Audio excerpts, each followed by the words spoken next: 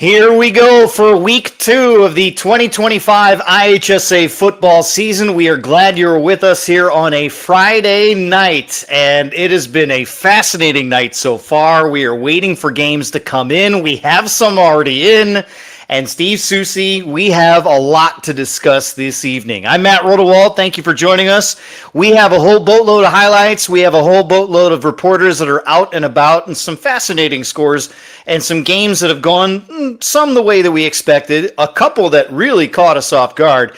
And Soucie has a whole list of 0-2s that are kind of weird at this point. So it's we'll go through that. Before we get to the highlights, and I want to save the one game that you want to talk about for just a minute, just an overall sense of what you think you've seen so far in this week 2 evening, the feel of fall for the first time. Yeah, we've had, we just, like you said before, we've just had some very interesting games tonight. Some teams that I thought had an opportunity to kind of prove themselves, and for the most part, they're doing a really nice job of that. And a lot of these coin flip games, they're turning out to be coin flip games, which always makes for a really interesting discussion. There are a lot of them out there right now that are, a touchdown, a field goal, tied, that are exactly kind of what I kind of expected them to be heading into these. So that's very interesting as well. So we got a lot of games going on right now. Maine South and Warren Township, they're in the third quarter. We're going to follow that one all the way to the end, so it's going to be a while for that one. They're also late in the third quarter. Mount Carmel with a 28-7 lead going in once again for a touchdown. They're in the final minute, so I imagine they may not even get one in before the end of that quarter as they head towards the fourth quarter. So those are just a couple of games going on. But let's get to the highlights and show you what has been happening all around the state of Illinois. Week 2. The IHSA football season.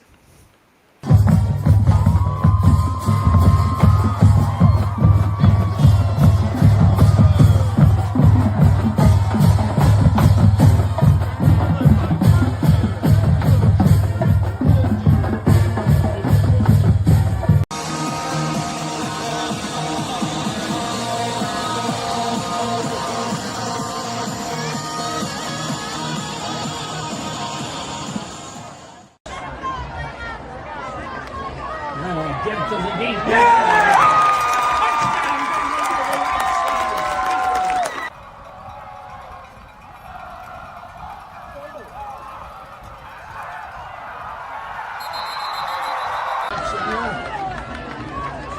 Two players in the backfield along with him.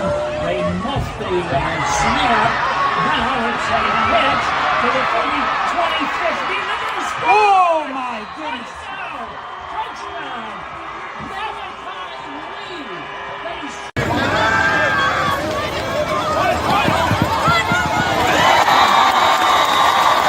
That's all, ball on the down, touchdown!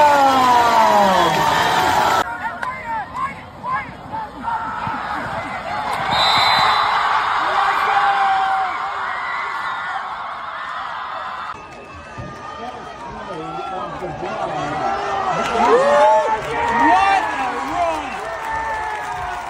My goodness, Jackson Soucie just barrels over a pair of Irish defenders to put inside his back.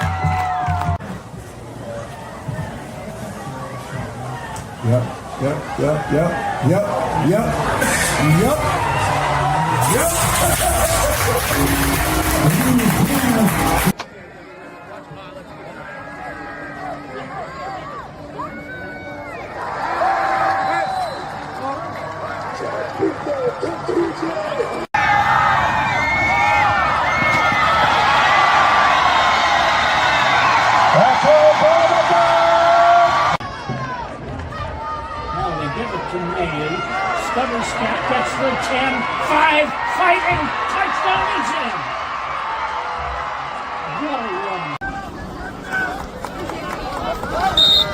Wes Weatherford in for the score.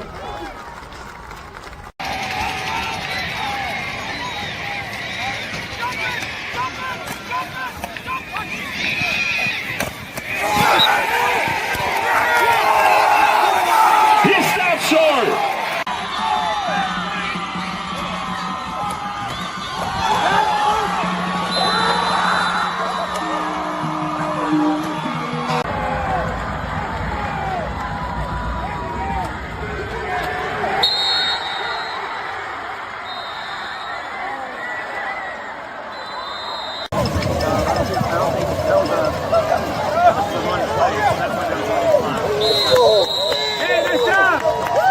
On the second attempt on the quarterback keeper.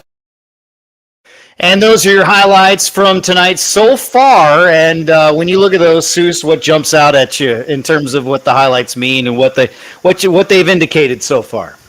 You know, it seems like we're having a lot of games where there's been some big defensive stops that have kind of shut off, potential game-winning drives or tying scores or stuff like that. It just seems like there's a whole mixed bag of those happening around the state, and a lot of these. Once again, we were talking about it before we went to the highlights. It felt like there were a lot of toss-up games out there, and a lot of them seem to be playing to that form. We are looking at scores crawling in the bottom of your screen, so make sure that you check those. And we are also jumping in with chat scores that we have here, like Matt now talking about 21 unanswered points from Rock Ridge after they trailed 29 to 15 in that one. The Rock Ridge, by the way, they gave up one of those double dipping type situations where they gave up a score at the end of the half and then a score to start the half. So this has been a fascinating back and forth game, a wild one for that one. So keep that one in mind. Also, out at the Brother Rice Marist game, there was a serious injury where they had a stretcher take somebody off. I don't know the extent of it. I'm sure you'll hear about it. So something to keep in mind that football is, we're all mortals. And so as much as this is fun, it can be very scary and very dangerous at the same time. So they're back playing right now, but you can tell the mood is a little sullen at the moment. So Richmond Burton, did you see a final there over Coal City, 24-20. So jump in with the chat, check and we'll be going through the scores. You had one that you wanted to start off with that caught your eye. Souce, take the floor. Yeah, going down to 1A football tonight, and I had heard a lot of buzz about this team in the preseason. I felt like this was a game where we were going to find out if that buzz was reality. I'm talking about Lena Winslow and Stockton. Mm-hmm. That buzz appears to be serious reality as Stockton dominated that game almost from the outset, 138-14. I thought that maybe Stockton had a chance to be competitive in this game. I'm surprised that they won it. I'm really surprised that they won it in the fashion that they did. I caught a few minutes of it at the end. Looks like they just dominated. I mean, it really looks like they kind of just took over in that football game. And that's kind of a little intriguing little hiccup there because you talk about Lena Winslow and you're like, well, okay, they'll probably be able to regroup and just do what Lena Winslow does and finish the season 8-1. There are worse things. But then you have to consider their non-conference game this year, very intriguing game. I'll give it that. Yep. All right, so they're going up several classes to play a pretty darn good program. So I don't think you can lock in an 8-1 for Lena Winslow after this loss tonight. So It's definitely something that kind of shakes up the NUIC and definitely was one that just kind of jumped off the page at me tonight. I will tell you this, if they end up 7-2, they're going to be a nightmare matchup in the postseason. That's when you and I are going to be watching week 9 to see where they land. By the way, I was going to do this Monday, but can we do this now because of our scheduling fun? Rochelle and Lena Winslow, well done. Good job. I want to see more of this. Yeah. However, with that caveat said, you picked the wrong year to play Rochelle. That's not the right year to do it. So that didn't work out the way they wanted to. But I love this idea, and I want to see more of this stuff. So please continue to do that. Mount Carmel with a 35-7 lead. They're in the opening minute of the fourth quarter, and Mount Carmel's going to get the ball back as they just did not convert on 3rd and 16. What other games are you watching right now as I watch Maine South go in right now? It's going to be 34-14, extra point pending with 4 minutes to go in the third quarter. It's going to be a long night there, and it could be even longer. Yeah, I'm watching that one as well. That's one of those that's pulled up. I'm watching Mount Carmel pretty much take care of business right now against St. Rita. This is one that, you mentioned it before, Mount Carmel doing Mount Carmel things. They look pretty dominant in this one from what I've been able to watch. Got Marist up in the corner up there with Brother Rice. It looks like Brother Rice is taking care of that one right now. One that I'm keeping my eye on just because I'm interested in them, I have Hinsdale Central and Naperville Central up here over on the corner. Yes. They intrigued me after the first week. They are doing quite well again. They are currently up 28-7 in that contest. Wow. So, and then I've got Bolingbrook and Simeon down here on the bottom, but they have one of those little score boxes that is taped off the score, but it is not helping me because half of the score is cut off. So I think it is 36-22, but I am not positive about that. Can we get to the surprise a little bit in the Fox Valley to get that out of the way? You talked about some of the 0-2 teams that you want to allude to. Can we get right to Cary Grove? They are 0-2 after they went to Rocket Hill and they got beat tonight. Yes, it is right. They are 0-2. Is this a matter of Cary Grove sliding backwards, or they just haven't figured themselves out, or do you think the Rockets' defense is for real? They have allowed 7 points in the first 2 weeks. Yeah, I think it might be a combination of both of those things that you're saying right there. Right. I find it really hard to believe that Cary Grove is 0-2, but when you looked at this schedule right off the box, coming out with Prairie Ridge to start the season, that fierce rivalry, losing that game, and then going into Central here in this situation, a Central team that obviously is on the upward spike after last year. Weeks 1 and 2, the schedule maker didn't do Cary Grove a lot of favors, especially for a team that is trying to, I guess, like you said, kind of find itself a little bit. So that's a tough way. That's a tough path to find yourself, if I would, in those 2 games. So I don't know much about. Yeah, I don't know much about this game in terms of how it unfolded. All I can say is Cary Grove was driving late and then got stopped on 4th down. And this is where, when they're trailing, their lack of pass game, their lack of downfield capability. Yeah. It's not that they don't throw, but it's the fact that it's just not a threat because of the way they play that wing offense. It becomes a problem literally in that situation. And so a pass deflected on 4th down on the 15-yard line or so, and that was it. Central allowed 52 yards to a Crystal Lake South team that's clearly not very good right now last week. They didn't allow a lot of yards today, and they didn't allow any points. Week 4 is Central Prairie Ridge. Again, at Central, that is their homecoming. You never know how this is going to go, but we could be steering towards a very different Fox Valley Conference race this year. So we'll get to that as we continue on here. But let's go through some of the finals that I have. You interrupt me if you see some things, because I want to get some of these finals out of the way. We're also going to have a bunch of reports coming in from some of our reporters all around the state of Illinois. Mercer County, 28-6 over Sherrard on the road tonight. Forreston over Dakota. Forreston, a 50-14 win on the road as well. Kewanee, Weathersfield, 49-10 over Bureau Valley.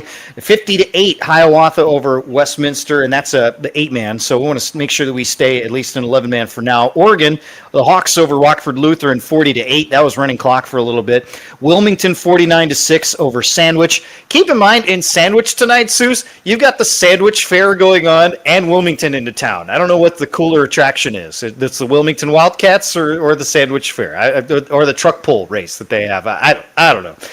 I'm not sure how much you're into the fair. How much are you a fair connoisseur, so to speak, when it comes to that. And we'll get to a recap here momentarily of Eureka. So we're going to get to that in just a second with Eureka's big win. We're going to find out more about that. Ottawa, 50-14 over rival Streeter. We mentioned Wilmington. We mentioned Stockton over Lena Winslow.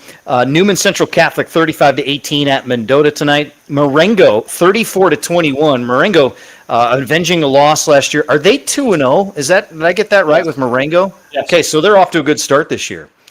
Let's see if we continue to scroll down. Just a couple more scores here before we move on. North Boone, a 21-14 win at Rock Falls. Rock Falls, by the way, had 8 days to get ready for this one. Erie, 19-7 over Spring Valley Hall. Boylan gets back on board, 21-7 over Rockford East. East side goes down, 21-7 at Boylan. A couple of other scores. How about this one? Stevenson over Wheaton North tonight, 10-7. That's a defensive grinder tonight. Another surprise, a little bit, just because of the lopsidedness. I did not anticipate Lake Zurich just shutting out Antioch, but they were pretty upset over last week. 33-0 a win at Antioch tonight. Columbia downstate going all the way down, 27-18 at Waterloo. Johnston City, our boys from Johnston City, a 45-13 win over Christopher. All right, so we'll stop there for a second, and let's get an update as JT Peddledy was at Eureka, and we showed you the highlight, and I'm going to talk about that highlight in just a second. Eureka over St. Bede tonight, 35-0. Let's listen in. JT Peddledy here at McCollum Field in Eureka, where the Eureka Hornets defeated the St. Bede Bruins 35-0. Both teams now 1-1. Story of the game, Lincoln Knapp, Eureka's quarterback, just with a massive game. He had 4 rushing touchdowns, 1 passing touchdown, and St. B just really couldn't get anything going. They did get down to the 1-yard line, down 14-0. Got stopped on a play at the 1-yard line and never really recovered. Eureka runs away with this one.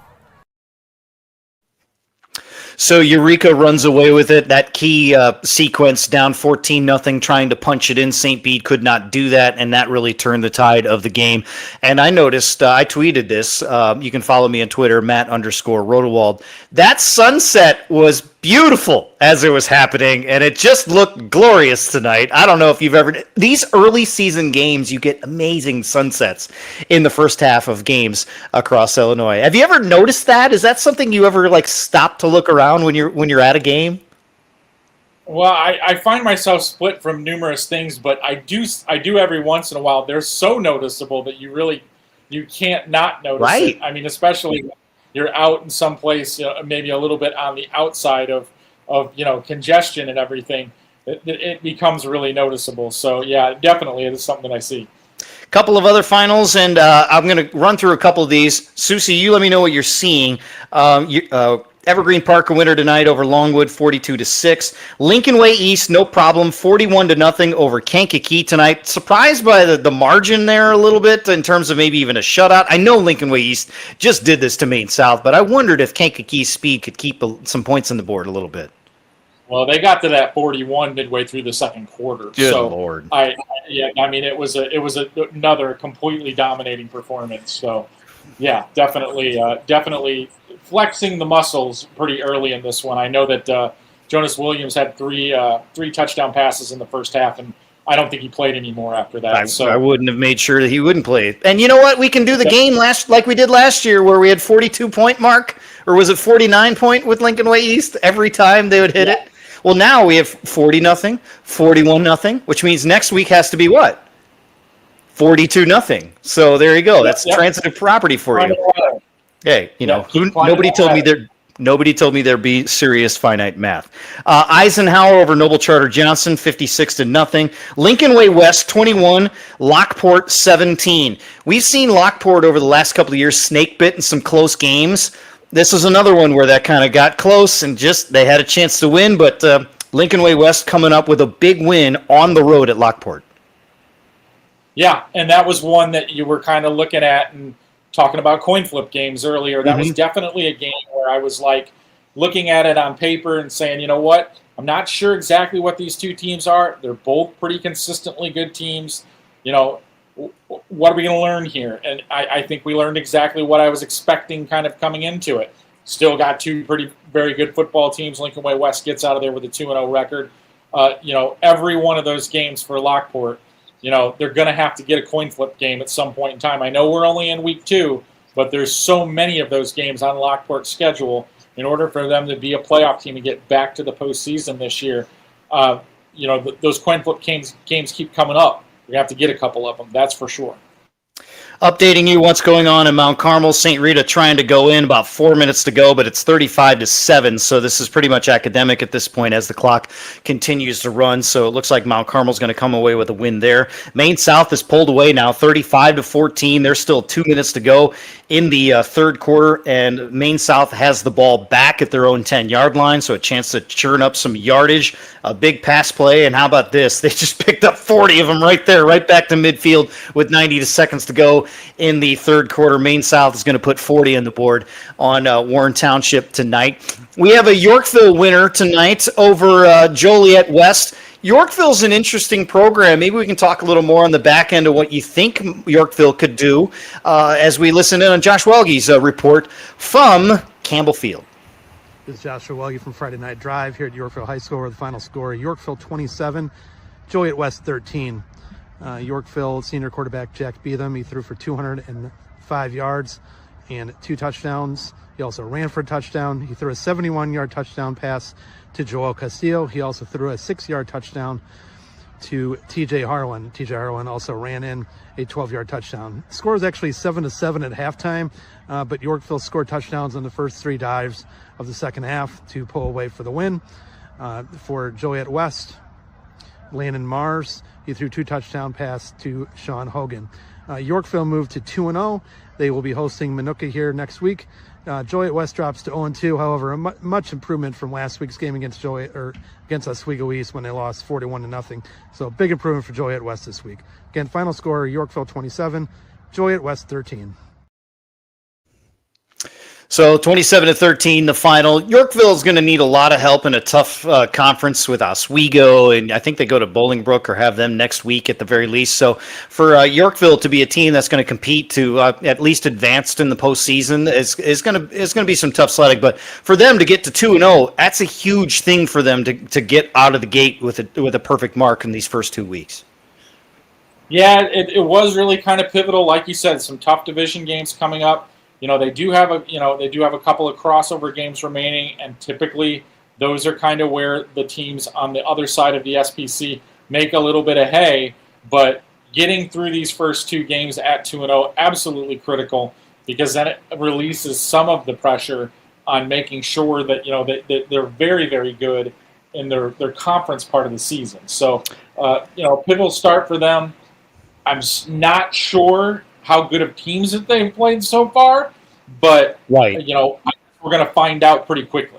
Yeah, absolutely. And one team that's looming for them is Oswego, and they did some serious damage on a Geneva team that's still kind of unknown in terms of what their offense is going to look like. I believe you had the final 35-6 tonight. The real question is, how good is this Oswego team? Because I think they're really good. Yeah, I do too, and I'll be honest with you, I've figured out it was a little bit surprising. But now I think I'm bought in. I'll put it that way. Yep. I was a little trepidatious about it after week 1. I was like, well, maybe Naperville Central's a little bit down. I don't know, but putting 2 of these together against 2 programs that are usually pretty good, that is a really, really encouraging sign for them moving forward.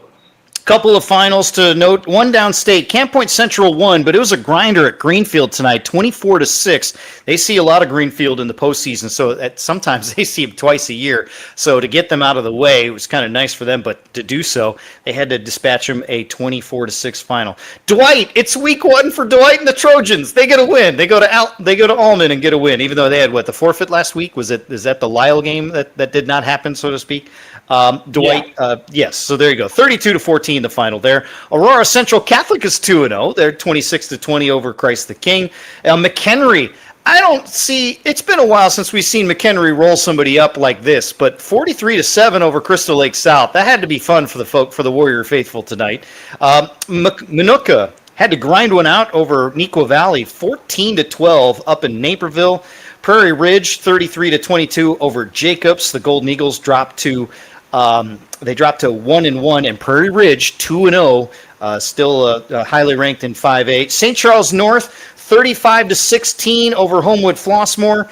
Glenbard South bounces back with a big win over East Aurora, 47-0. York over Plainfield North tonight, 38-3, and Lake Park a winner over Bartlett, 42-20. That is a key win for Duquesne teams in terms of playoff points. So keep that in mind. These are the games, especially on the low end, where you're talking about teams that you don't expect to make the playoffs having non-conference games. You kind of need them to win. We talk about it every time we can in those first 3 or 4 weeks because the playoff points matter so much. Of those finals, anything that stands out to you? St. Charles North winning handily against Homewood Flossmoor, kind of a surprise to me. Yeah, a little bit. Still trying to kind of get a definition on what Homewood Flossmoor might be, to be completely honest with you. But I think, we'll get there. But basically, yeah, when you're looking at those scores, trying to figure out, right now just kind of sorting everything out because, some of these games, it's been kind of a weird time bracketing tonight. It feels like we got a wave of early games that came in, and now the ones that for various reasons had delays and things of that nature. So we're getting kind of a weird bracketing of the games tonight, I think. Got some more downstate scores. Get these out of the way here. We're going to take a break momentarily, and we got a thrilling finish we want to show you. Yes, we want to show it to you momentarily as well. So we'll get that for you. Bloomington over U-High down to Normal. It's fun in the Twin Cities this week because you have Normal and Normal West, and you have Bloomington and University going at it. U-High, I should say. The Purple Raiders 19-14 win at U-High tonight. Salt Fork 41-0 over Hoopston. Tri-Valley takes care of rival Leroy 21-7. East Peoria shutout win over Lampere 49-0. Farmington over Elmwood 58-6. Gibson City, Melvin Sibley, all four of them, 57-7 over Fisher and the Bunnies. And DMAC a winner tonight. Deer Creek Mackinac a final of 42-13 at Tremont. And Peoria and the Lions, they put 58 on the board tonight against Peoria Notre Dame. That's just kind of what they do, is they keep scoring. Sullivan went over Nokomis 39-26. Scrolling real quick, big win for Warrensburg Latham 49-12 over Clinton. That was at WL tonight. Williamsville and the Bullets 45-8 over Porta. Let's see, and Ridgeview Lexington shutting out the Hayworth Hornets, a final of 14-4. Anything going on right now before we take a break that jumps out in terms of things that we should all be watching or paying attention to?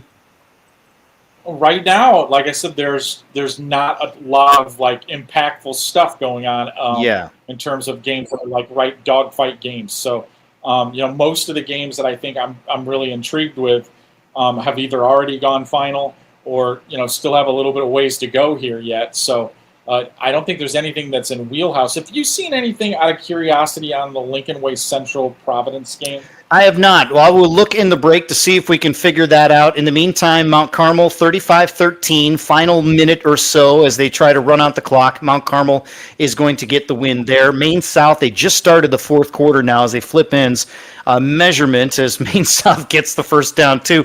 Everything going their way tonight, 35-14, and they are driving to put more points on the board against Warren Township and the Blue Devils. So we will take a timeout and we will regroup. The exciting finish that we had up north tonight. We showed a defensive highlight in our opening package, so we're going to show you how that finished up north with Skyhawk Nation celebrating Sky High tonight. This is the Friday Night Drive recap show, the live show. As we take a timeout, we'll be back here momentarily here in Shaw Local.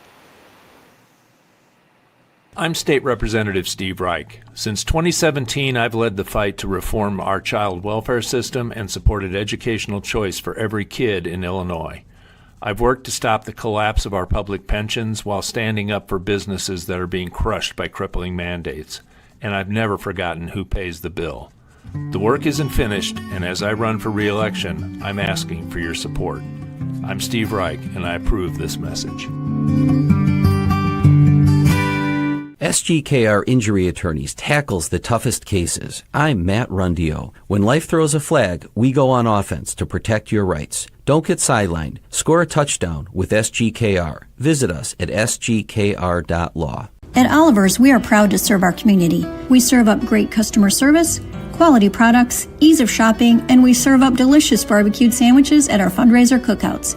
So stop by Oliver's, 748 North Brenton and Dixon, and help fund our local clubs and events. In Illinois and into Iowa, the story of Shaw Media is a story of trust. Since 1851, we've been informing, connecting, and reflecting the communities we serve, large and small, rural and urban, suburban, and river towns alike, with dozens of local newspapers, radio stations, magazines, and specialty brands like Friday Night Drive and Starve Rock Country. We meet people wherever they are.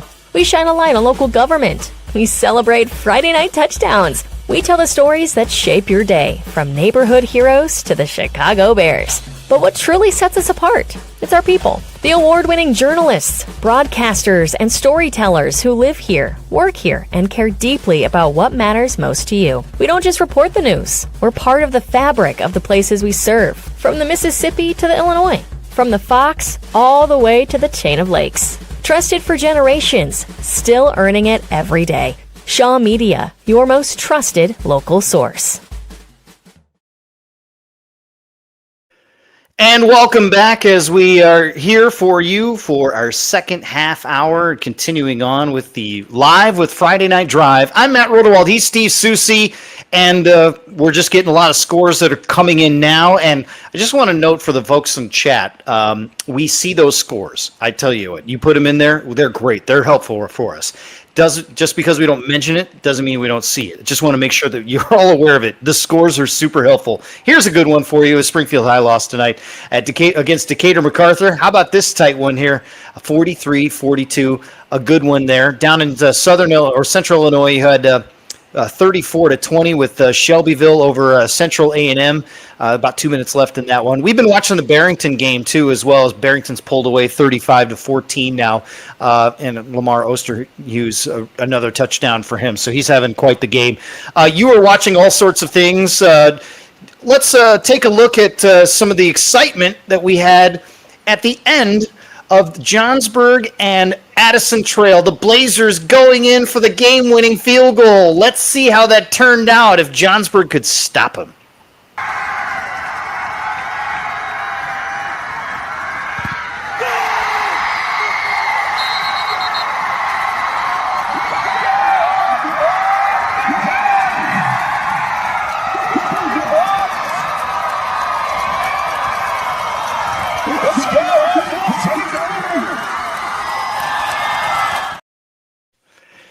Denied, and the Skyhawks win. I didn't see where the pressure was. What do you think? Up the middle? Sounds about right?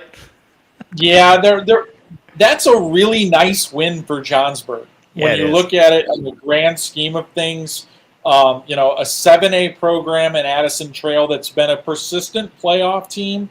I remember when I looked at that on the schedule, when I originally saw that game was on the schedule, I thought to myself, that might be a little bit too much for Johnsburg. A 4A program that's kind of been on the bubble the last couple years about getting into the playoffs or not.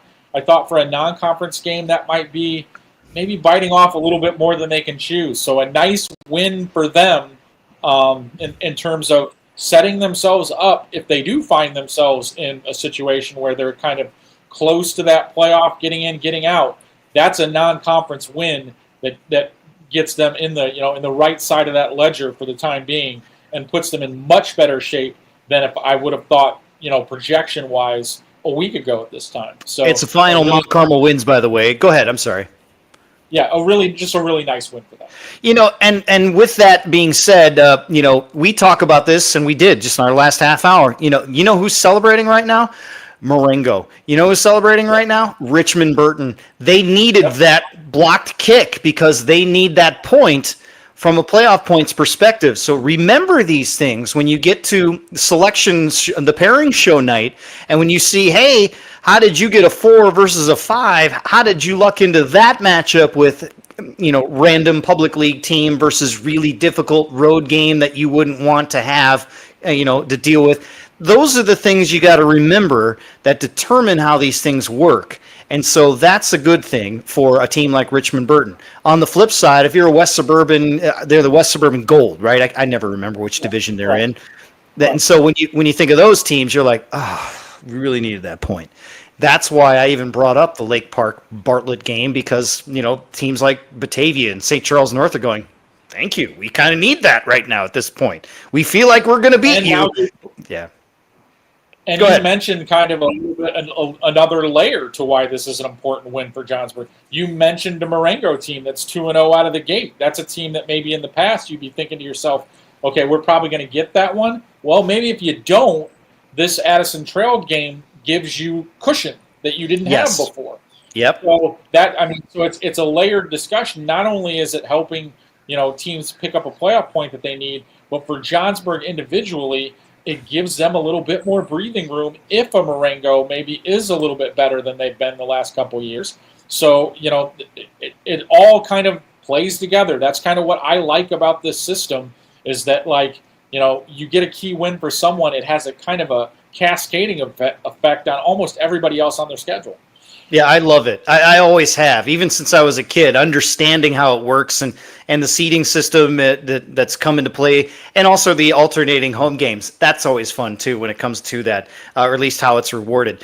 Maine South just went in again, extra point pending. It's 41-14, about 9 minutes left to go, so that one's pretty much done. We got a bunch of recaps that have come in as well, so we're going to get to those first. And just for our staff, just to let you know, we're going to kick things off with Lincoln Way East momentarily with Rob Osterley. But first, a couple of finals just to kind of go through what we are seeing these finals come in here. Jacksonville win over Eisenhower 47-12 tonight. Downstate, as we mentioned, a couple of those games. Just want to make sure that we kind of spread things out a little bit too. Shepherd loses. They go over to Hammond and lose to Morton over in Indiana. Revis tonight, 30-0 over Thornton. Grays Lake Central, 43-29 winner tonight. Andrew gets a win over Plainfield South, 44-29. Illini West over St. Teresa, 34-15. The finals will go downstate. Calhoun, 41-0 shutout win at Beardstown, and Macomb, 42-0 win at Hamilton. Staying a little bit closer to the Chicagoland area, Hampshire gets on the board. The Hampshire Whippers, a 42-14 win over Crystal Lake Central. So the Whippers will not go winless in 2025. The Grant Bulldogs doubling up Glenbrook North 40-20. That's the one that's interesting for that conference. Again, as they look towards playoff points, Grant is always a team, maybe Wakanda, always a little thin in strength of schedule. You really need those non-conference wins, and so that's one that's going to help for them. Aurora Christian, a 51-0 win over Crane Medical. Let's go to the recaps here because we got a couple of good ones here to get through. Rob Osterley was at the shutout win for Lincoln Way East over Kankakee, and he has this report. This is Rob Osterley reporting from Lincoln Way East, where the Griffins once again were dominant, defeating Kankakee 41-0. Jonas Williams, ho-hum, 16 for 22, 274 yards, 3 touchdowns, all in the first half because the Griffins scored all 41 points in the first half, and the second half was running clock. Perhaps the most impressive thing by Lincoln Way East has been their defense. They've played 2 games this year against teams that are known for scoring, Maine South and Kankakee, and they've shut them both out. So it's going to take some doing to beat Lincoln Way East this year. Thank you, Rob, for that report. And thanks to Rob for that report. The fact that Lincoln Way East has not given up a point, Souce, that's the scariest thing for me, is that defense clearly is one of the best in the state. And we're not even talking about that because of, their USC-bound quarterback that's throwing 300 yards and a half. Well, the thing that kind of is weighing on me a little bit now when I start thinking about what Lincoln Way East is doing is I was like, okay, they shut out Maine South and dominated them last week. And that doesn't happen to Maine South very often. No. So Maine South is going into Warren tonight, a consensus top 20 team by most people's standards, and they're currently winning that game by 28 points. Just pounding them. So I mean, their Maine South is dominating tonight. So if you just kind of put it on a ladder, how many rungs is Lincoln Way East ahead of most of the people that they're going to be playing this season? And it's kind of a scary comparison to start having to make. And these teams that still have Lincoln Way East on the schedule are probably looking at it going, those guys can't score on Lincoln Way East. How are we going to do it? I mean, that's got to be kind of a conflicting situation that they're looking at going into that. You like to have confidence going into those games. Lincoln Way East is putting up numbers right now that is kind of deflating all the confidence, not only of the current opponent, but the opponents down the line. Lincoln Way East's schedule, as I try and pull that up really quick. You know who's next on the list? Neuqua Valley. Congratulations, Neuqua. You get to go there for that. Following that is Lockport on the road, and then at Naperville Central, which I had circled as that ought to be interesting. I'm going to scratch that off right now, honestly. I'm sorry, and it's nothing to do with Naperville Central. It's just the fact that what I've seen from Lincoln Way East tells me obviously they'll run the table, and they may not face a close game all year to get into the postseason. Before we get to our next one, you've seen Mount Carmel now, virtually, so to speak. Lincoln Way East, the same thing. without really causing controversy, they the two best teams in 8A that we may see face each other normal? I think right now, I think that's the way you got to go. Yeah. I mean, there's really, obviously we got a lot of season left to play and a lot of things could happen. But, when I look at those guys, and granted, I've only seen them on tape right now. I've seen neither of them live at this point. But knowing the personnel that each of them have, I saw both these teams live several times. The underclassmen that have now stepped into senior leadership roles for both teams, very impressive in both cases. I know you can't have this conversation and not include Loyola in it in some capacity, but right now Loyola's still kind of a wild card. They struggled in that week 1 game over in Indiana. They had to get a last-second, situation touchdown to win that game. They didn't play this week. So right now, for all intents and purposes, I think they have to show me a little bit more before I can put them in the grouping with those other two teams. Their last game of the season, Lincoln Way East, they have Sandburg at home on short rest, so they'll play them on Thursday. For me, I can't get to see them personally because of this amazing show that we're doing. But on a Thursday, I might be able to sneak down there. Now, even if it's worth a half of football, it might be worth seeing them live just to understand, okay, they're bigger, they're faster, they're stronger. That's something and that's what we do on this show. You and I both get out to see these teams in person so that we can say, hey, that's okay, they're physically stronger, they're faster, they run certain things, and those are the things that kind of get, in the back of our mind so that, we're not just playing a metrics game, we're playing the eye test too. Sometimes we see these teams go, okay, that's a semifinal team right now. So it's interesting to see how the schedule shakes out for them, and we'll see if that little extra day of rest kind of helps them get healthy towards the end of the season, especially when these guys get banged up. First round opponents never really seem to matter for sure. So that's something you weigh in the back of your mind in terms of how you become a state championship caliber program in that way. We have a final West Aurora bounce back over Glenbard East 35-32, a tight one there. How about that? Thoughts on that as it comes in? If I'm not mistaken, too. I think West Aurora was down pretty comfortably early in that game.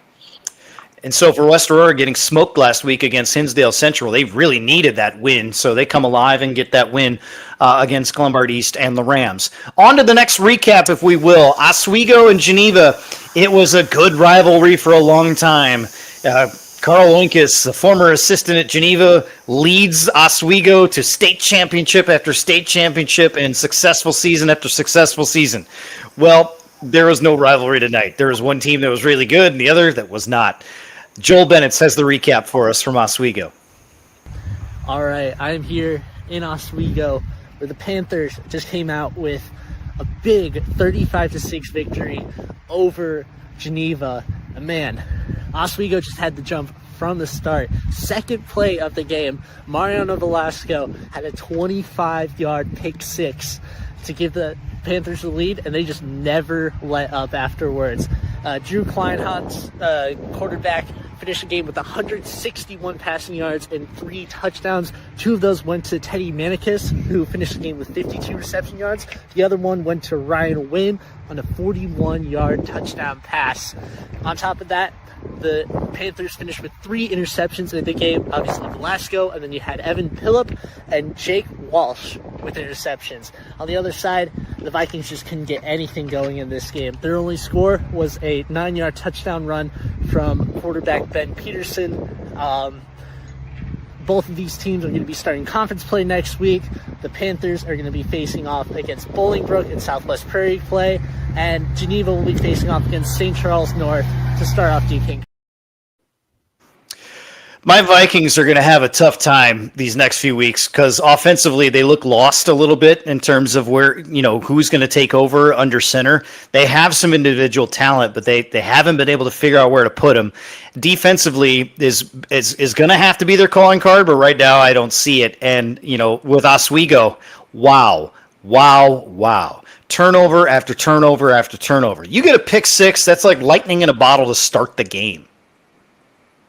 Yeah, and when I looked at Oswego before the year, I was just like, boy, they lost so much. I mean, including that outstanding linebacking group last year. They all graduated.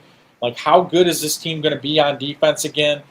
I know that's something that they've kind of made the hallmark of the program, but when you lose that kind of talent, are you able to just kind of cultivate it over and over again? Kind of looks like they have. So it's been a very impressive start for them, especially on the defensive side of the football when you consider how much they lost, the fact that they've almost made it look seamless so far. And, when I looked before the season, I wasn't sure, how, where they fit in their conference race. And I kind of initially maybe gave a little bit of an edge to Minooka in that situation. I don't know if I feel that way anymore. No. I think maybe I've got to change that thought process. So not that I think Minooka has fallen back. I just think maybe Oswego's considerably better than I thought they were going to be, especially with what they've shown. Oswego hosts, and they host Bolingbrook next week, and then they go to Plainfield South. Both teams still trying to get their first win. I don't know a score for Bolingbrook tonight, but then they host Yorkville. They go to Minooka down the road. It's an interesting schedule and they will have Oswego East, the crosstown rivalry, in their building in week 8. So.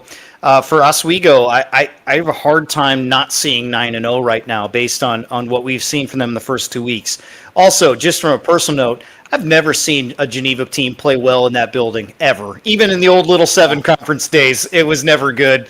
Second round of the playoffs, I watched 2 inches of snow and a shutout loss and things like it. It's a house of horrors. And having played there, trying to tackle Joey Goodspeed myself, remember Joey Goodspeed? Remember that guy? Yeah, that's a name you don't want to see when you're going to be going 8 down linemen, and this little guy at safety has to go play nose. I grabbed his shoestring and stopped them on 3rd and goal from the 1, and then they scored the next play. But that's my back when I was their age story for the day. Let's move on here. Brian Hoxie watched Ottawa and Streator. Another rivalry once upon a time, and this was one-sided as well. Here's his recap. Hi, Brian Oxley here, Friday Night Drive, Shaw Media. Tonight I was in Ottawa for the 104th meeting between Streator and Ottawa in football. Ottawa, it was scoreless after the first quarter. Then Ottawa scored, recovered a fumble on a kickoff, and scored again within about 20 seconds to make it 14-0. They led 28-0 at halftime, and they ended up winning 50-14. They had over 300 yards rushing and about 100 yards passing for the game, and they actually held Streator to 20 yards of total offense in the first half. So again, here from Ottawa, King Field, Ottawa 50, Streator 14 in the 104th meeting between the two schools.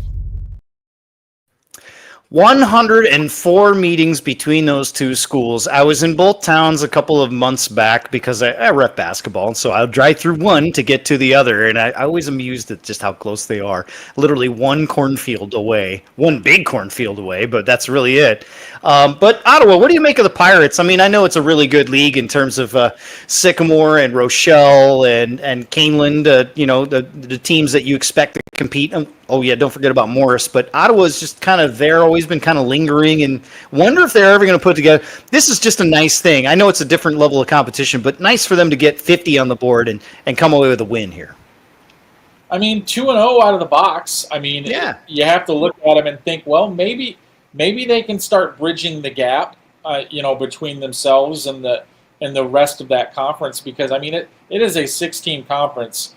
I mean, and 4 of them are, always kind of considered in the mix for their respective titles in their classes. I mean, Sycamore, Caneland, Morris. I mean, these are the teams that they go up on a regular, and they usually don't have a lot of success, but maybe they're ready to start maybe closing some of that gap a little bit. I think it might be a far cry to say, okay, now they're in the mix, but can they get a little closer? And so far, it looks like, especially offensively, they have been able to do some things. Any finals that are popping up, or any scores that you're watching that jump out? As I'm searching right now to see what we have. Go ahead. Over Bolingbrook Fort, it looks like 44-22 against Chicago Simeon tonight. So a good showing for Bolingbrook's offense. Hinsdale Central closes out that win over Naperville Central. That's 28-14. I got Nazareth 33-6 over Morgan Park. What do you make of that tonight? Well, I think, what we learned from week 1 in Morgan Park is they still probably have some things to figure out on the offensive side of the football, and that showed again tonight when they struggled with Nazareth a little bit. Going from week 1 to week 2, I think that's a really nice stride that Nazareth has made, because I watched them for a little while in the first half live and then a little bit more on tape. Didn't look like they were quite clicking, but for them to do what they did against a Morgan Park team that almost beat Downers Grove North last week. I mean, they were right there.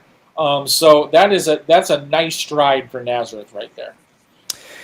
Just saw another final that came in, and now I lost it because the screen just went away naturally. Niles Notre Dame, we were watching this one, which was interesting, 31-28. St. Charles East, I at this point, after they got smoked last week, I thought if they can get one win to get a playoff point for the Duquesne, and they were right there for it, but not to be denied, though. Notre Dame and the Dons come away with a road win, a nice win on the way out at St. Charles. That's a happy bus ride back. Nazareth, by the way, they get Mount Carmel next week, so that's something that you needed to see them get better because of that reason. Let's see, some other scores that we have not mentioned. How about Mattia Valley over Plainfield Central, 48-7. Let's see, I was just kind of scrolling here. Sterling got on the board, 47-0 over Bronzeville tonight. Games downstate, a lot of them have gone final. We still have a couple coming in. Richard's surprising loss, I would say, because Sandburg cruising 27-7 in that one. Did not really see that tonight, in my eyes. What do you think? Yeah, that's a little surprising to me too. I kind of liked what Sandburg had, but I definitely liked what Richards had. It's a pretty experienced group. Indicated by the fact that they have the confidence to want to play up to 7-A. They really believe that they have a really good group there, and not to say that they can't regroup from this loss, but it definitely wasn't one before the week that I had circled and saying, okay, I think that's a Sandburg win. That is not the way I had it charted, that's for sure. Showed Reed Custer, winner over Harvard tonight. Harvard and the Hornets, 34-0, and so they get to 1-1. Stevenson, we mentioned them earlier, but yeah, it's worth showing. A 10-7 win over Wheaton North. We talk about playoff points. You know who's happy about that? Warren, because they're getting smoked tonight. And they needed that playoff point, so they'll take that. Edwardsville is one of those 0-2 teams we did not expect. What do you think of that? Yeah, they went over to Indiana tonight and got beat pretty soundly by Lawrence Central. They gave about 60-plus points in that game, so... That's not good. The Edwardsville is another one of those schools that kind of has a little bit of trouble scheduling opponents. Yes. So they often have to go to Missouri, they have to go to Indiana, and usually the only teams that will play them are larger schools that tend to be powerhouses. Lawrence Central is one of those schools. So, I'm not necessarily surprised that Edwardsville lost that game. I'm a little bit surprised by the margin. It was, I believe, it was a 40-point loss. I'm surprised they got Lawrence Central on the schedule. Again, that's week 3 in Indiana, in the middle of their schedule, and they have a conference that's pretty much a gauntlet over in Central Indiana. I worked in Indiana. Folks are from Indianapolis, so I know that football a little more than most folks. When it comes down to Belleville West, they were one of those teams that have to go out other places. They had O'Fallon's Fort Zumwalt West, and they came out on the short end of that, 35-14. That's a good example of that. How about Collinsville? We've seen them kind of like all over the place in their scheduling in the past. They lose at Centralia tonight, 29-8. And that's kind of your downstate look. We love the downstate look. Massac County, 42-0. They had to go to Kentucky tonight to get that. Actually, Kentucky came to them, not the state, but that would be Ballard Memorial that did. And let's see. How about Carmel over Lake Forest tonight? 51-7. Lake Forest clearly sliding backwards at this point. I did not see a final in that degree coming. Schaumburg back at it, 40-14. The final at Elk Grove. Barrington, we were watching that one. That did go final over Hersey, 35-21. So Hersey is 0-2. How about that? Yeah, like I said, we were talking a little bit before about surprising 0-2s. Hersey has played very difficult opponents in the first 2 weeks of the season, so it's not completely shocking, but it still seems weird. It's like when you're looking at, teams of that nature. Another one that is 0-2 right now that we haven't talked about, Princeton fell to 0-2 tonight with a loss to Rockridge. So Yes. after losing to Newman in week 1, and so it just looks like right now we're starting to catalog some teams that are sitting there at 0-2 that you're just simply not used to being at 0-2. And not only are you not used to being at the 0-2, some of them have very, very daunting schedules coming on the back half. So for them to be already in this hole, it may be pretty challenging for them to get back out of them. If you were at a game tonight, let us know in the chat. We've been looking at the chat for sure and showing some scores, especially if we get them coming in and we are looking for them. Usually we get later in the season and you're asking for scores, and the reason you're doing it is because you're trying to get the brackets and the pairings and your simulations going. But we were looking for Lincoln Way Central, a winner over Providence tonight, 26-14. So appreciate Kyle Quinn for sending that one in. What are some of the other ones that we got here? Someone rooting for... oh, you know what? This is a good one. We wanted to talk about this one. Clifton Central and Moments. How did that one turn out tonight, huh? Well, I went down and watched a half of that one tonight. Yeah? So I have a little bit of insight on that one. Central did some nice things, especially defensively. It was kind of a little bit of a slosh fest for like the first quarter or so. Central had a little bit of trouble getting Moments off the field. They kept them from scoring, but as the game went along, Central's got some explosive offensive players, some guys capable of making some big plays. I still think that I wanted to get a look at them tonight to see if I felt like they were a legitimate team to maybe make a run at that 1A title. I didn't walk away convinced otherwise. So I think that Central's a team we're going to be talking a lot about over the course of the season as a major threat in 1A. Let's step back and take the wide view of this game, because this is the stuff I love personally. What was that atmosphere like? That is a rivalry that goes back a long time there. Yeah, there's interesting energy there between those two programs. My favorite thing about them is I don't even know where the genesis of it. They have a trophy, a traveling trophy called the Tomahawk, which is the nicest word that I can describe it as is intriguing.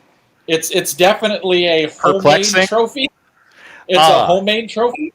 Yes. I might actually have a picture of it to see if I can dig it out somewhere. It's made with love. I will try to post it on Twitter because that's how intriguing this particular trophy is. But no, you're right. It's a long-standing rivalry. There's a lot of guys that have known each other for a very long time on the coaching staffs. It's one of those things. It's a friendly rivalry, but they definitely want to stick it to the other guy if they can. So, it's just a fun segment of being down here. You know that's a game that's always going to be at least interesting, even though Central ran away with it a little bit tonight.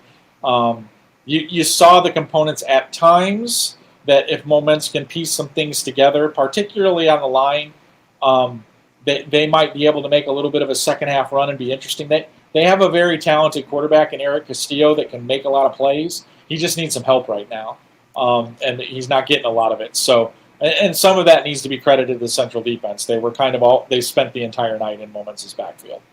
We have some Nick 10 scores that are coming in. I will tell you, having been to Clifton Central to cover a playoff game many, many moons ago, it's one of my favorite atmospheres in November. It's awesome.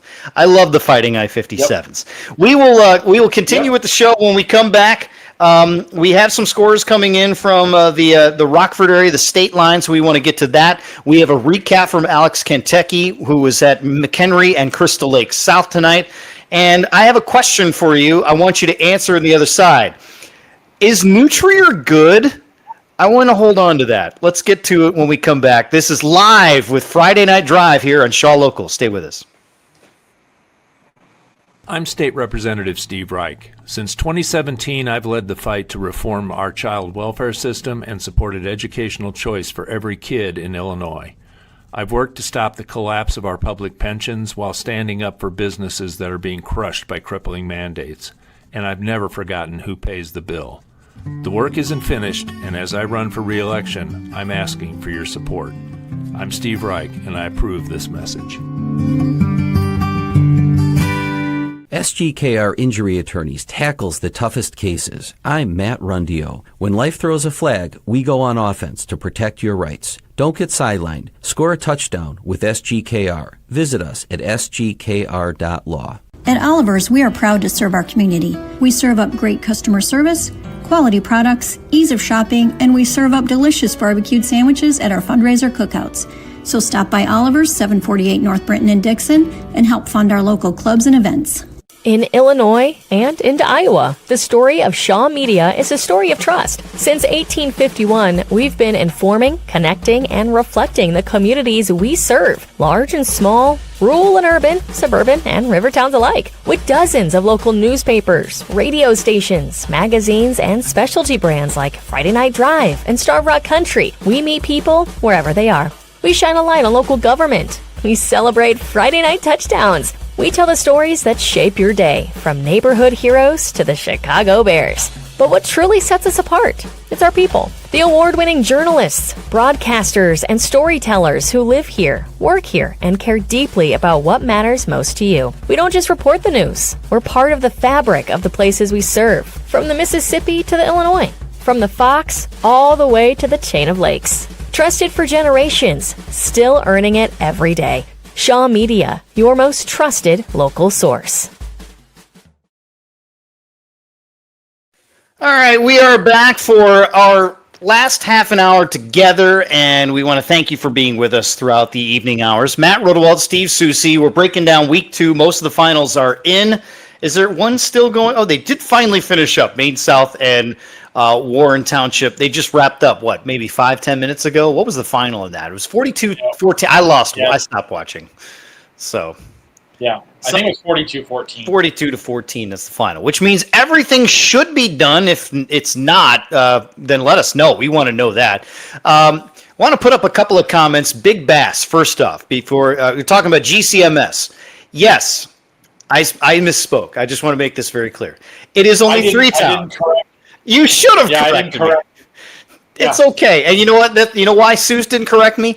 Because he is a professional in every way possible. So Big Bass is right. It's 3 towns. I've driven through all 3 of them. I just meant 4 words. And you know what? I just get carried away with GCMS. I love them to death. I'd love to go to see a game down there. I've never done that. So that's on my list as well. You'd enjoy it. Yes, I would. I'm sure I would enjoy it. Taylorville over Canton and the Little Giants, 41-38 tonight. Have you gotten a feel for that level of Southern Illinois teams just yet? No. The one thing that I would say is Canton seems to have a problem right now finishing off teams, because last week they were up 24-0 early on Herscher and ended up losing that game 42-38, I believe, the same score. Mm-hmm. So, and I think they were winning that game against Taylorville and weren't able to finish it either. So, and that's a tough road for Canton moving forward, because now that they've dropped to 0-2, oh boy, hi, middle line conference schedule. So yeah, good luck with that. A couple of Nick 10 finals before we get to some recaps here. We mentioned Boylan over East Side, 21-7. Hononegah over Jefferson, 28-12. So the usual powers emerging, as we would see in the Nick 10. But we were hoping to see Freeport do something. Not tonight. Shut out tonight. At home against Belvedere North. Arguably the biggest game, I would say, at the Pretzel Bowl in a long time, because of the are they any good or not kind of factor after beating Boylan last week. So that doesn't mean they're out of the picture or anything. It just shows you that Belvedere North is kind of in charge of the league, and we'll see what else happens to the rest of the league as well. Let's go to Alex Kentucky. Then we're going to check in with Bradley Bourbonnais here momentarily, but he was at the McHenry and Crystal Lake South. McHenry putting a hurt on the Gators tonight. Alex with the recap. Alex Kentucky here from Friday Night Drive. Final from McHenry 43, Crystal Lake South 7. The Warriors moved to 2-0 behind a dominant performance. Quarterback Jeffrey Schwab hit wide receiver Hayden Schmidt for a 68-yard touchdown on the very first play of the game. The Warriors went up 22-0 at halftime, only allowing 29 yards of offense to the Gators at half. The defense had 5 turnovers, including 3 interceptions and 2 fumble recoveries. And now the Warriors will go into their Week 3 matchup 2-0 against Cary Grove, who is 0-2 after a 10-7 loss to Burlington Central. I don't see a path to the playoffs for McHenry just yet, but to be 2-0 after being 2-7, very nice. I like that. And, but they have Cary Grove next week, as you mentioned. Jacobs after that. Then they go to Prairie Ridge. So the reality will set in. But at the same time, this is a good opportunity for a brand new coaching staff to say, do you want to compete? You have to compete in these next 3 games. So it'll be very interesting to see what happens to the Warrior Land. And you never know, too. You have a team with a little bit of momentum and a little bit of belief. And maybe they get a break or two early on in one of those games and start thinking, well, we've won games before. I mean, you can snowball sometimes on a lot of confidence. Like, yes. You just get a little bit going, and then it becomes somewhat difficult to stop. So I would argue in that league, I would say I would argue in that league that you've seen the Central Rockets do just that the last few years, or they started picking off teams they should, and then every now and then they'd pick off someone they shouldn't have, and now it's a regular thing where it's starting to kind of, if you're not 6-3, you're not doing it right. So McHenry's in that same spot where can they find 5 wins? Well, they've got 2, so that's a good spot. Can they get? I see a 3rd on that list. I don't know if I see a 4th, but I might. And so that's kind of where you go when you look down that schedule. In the meantime, Adam Tamino was at Bradley Bourbonnais and Crete Moni tonight. It was a big win for the Boilers. I want to talk about what they can do as they head deeper in the season. But first, Adam's recap of this one. It's Adam Tamino for Friday Night Drive, where Bradley Bourbonnais just took down Crete Moni 41-6 at home to improve to 2-0 on the year. Senior quarterback Ellis Johnson threw for 3 touchdowns, 2 to Lizelle Edmond, and ran for 1 more. Boilermaker defense continuing their strong start to the year. 3 turnovers for us, including a scoop and score by lineman Kalen Clemens in the 3rd quarter. Also shutting down a talented Crete Moni offense led by All-State quarterback Darren Couch. Held off the scoreboard until late in the 4th quarter today. It's 2 home wins in the books for the Boilermakers so far. A strong start to the year. They'll get a 3rd matchup at home with Waubonsie Valley coming in at 0-2 next week as well. That's a conference game. I'm still not used to that. Then they have hit the road to face St. Mary's Southside. That's a Missouri team, but they're going to play that at Milliken. And then after that, Stagg, a really good Lincoln Way Central team. DeKalb, Lincoln Way West is what I have circled for that one. And then Andrew, that's how they wrap up. Bradley Bourbonnais, can they do some damage here?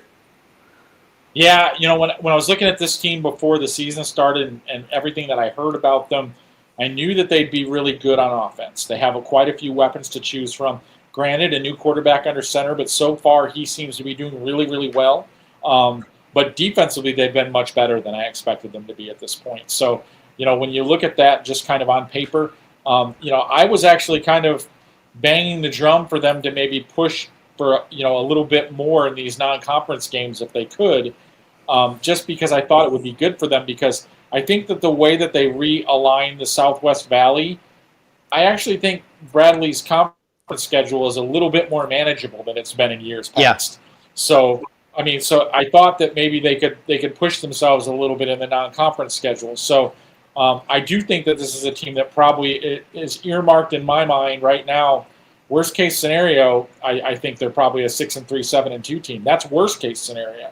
I think it's possible that this team could really do some serious damage. And I think you've circled the correct one on the calendar in terms of the game. I think Lincoln Way West is a very big game. I think Lincoln Way Central is also another very big game. Without knowing Lincoln Way West's schedule leading into that, I'm wondering if both teams could be 7-0 or in the neighborhood when they get to that mark, Week 8 on October 17th. A couple of more recaps we want to get to. You see the final scrolling in the bottom of the screen.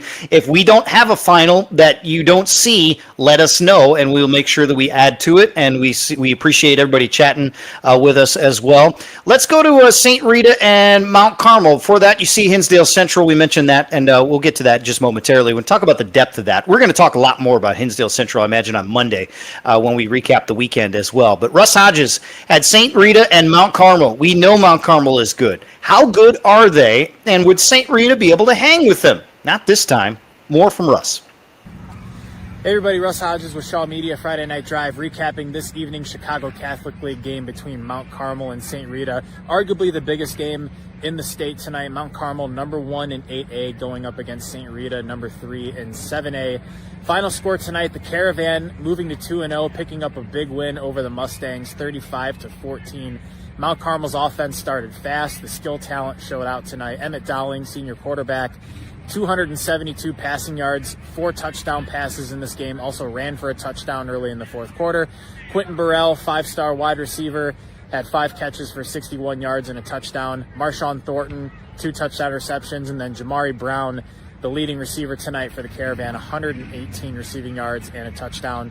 Donovan Evans had a nice night tonight for St. Rita, had 83 receiving yards and a score late in the game. Stephen Armbruster, senior quarterback for the Mustangs, threw a touchdown early in the game, but it was tough sledding tonight for St. Rita. Mount Carmel's defense had 4 sacks tonight and a good rebound effort after a big game last weekend against Archbishop Muller. So St. Rita moving to 1-1, and Mount Carmel, the favorites in 8A, moving up to 2-0 with a big win tonight.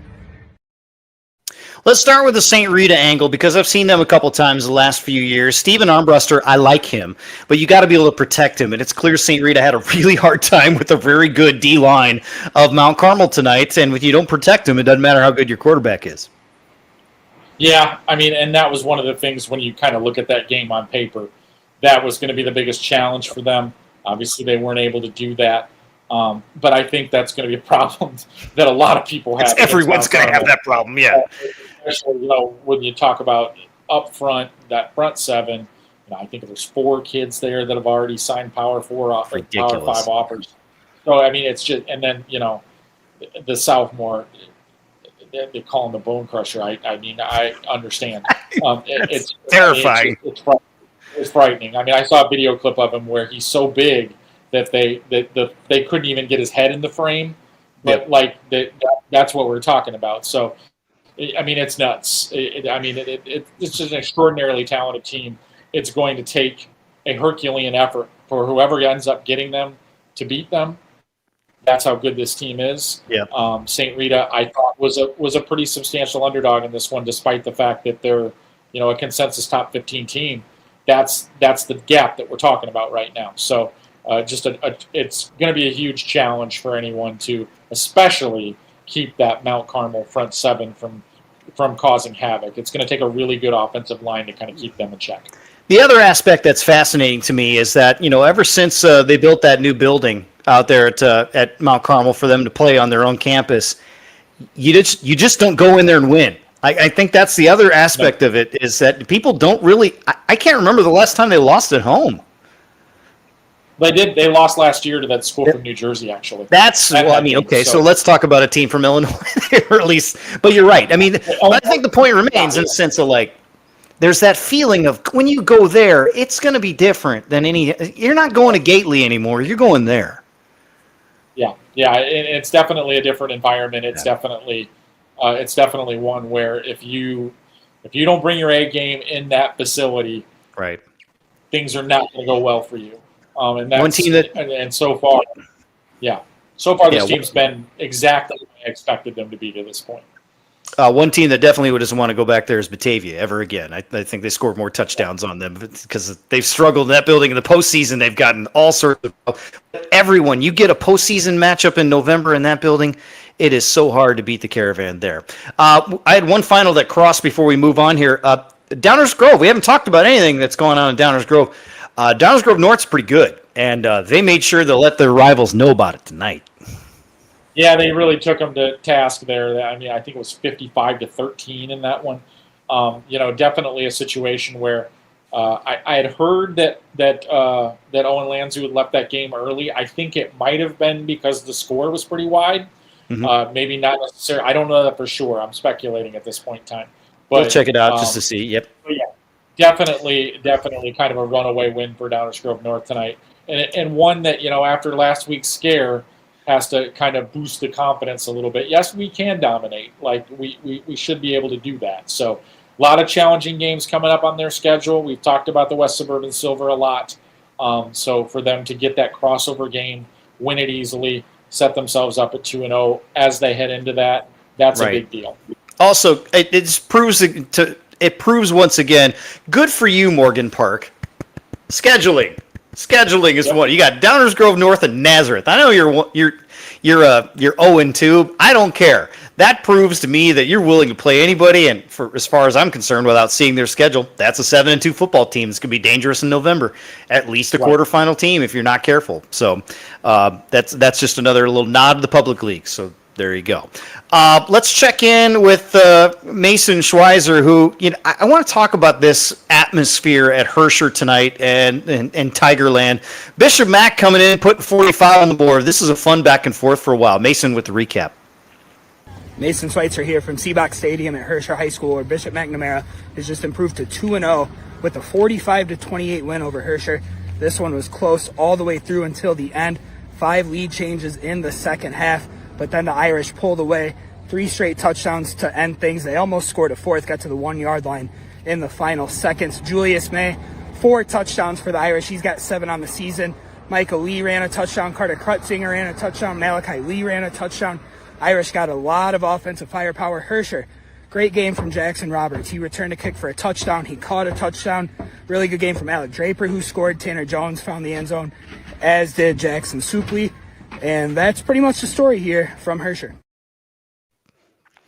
This is one to me, in terms of Bishop Mack coming back, to be on the road and to be over in Herscher, to me that had some vibes to it. Was I wrong? Am I wrong in thinking that? Yeah, I mean, I went to see McNamara on Saturday against what I would classify as a pretty inferior opponent, but I was interested with what would happen tonight. Herscher, I think, is kind of a little bit of a sleeper over the course of the rest of the season, so I was interested to see how they respond to this. I thought Mason mentioning that it was kind of back and forth until the second half. I think I might know what the crux of the problem was for Herscher. While I think Herscher has some talent on that roster, you don't have a lot of bodies on that roster. Just a little over 20 on the varsity roster there. So I think maybe fatigue kind of set in a little bit in that second half. They have a really talented running back in Alec Draper who can do some things, a nice combination of strength and speed with him. But that is a nice sign for Bishop McNamara, because now they head into the Chicagoland Christian schedule. And this schedule doesn't look as daunting as it has in a few years.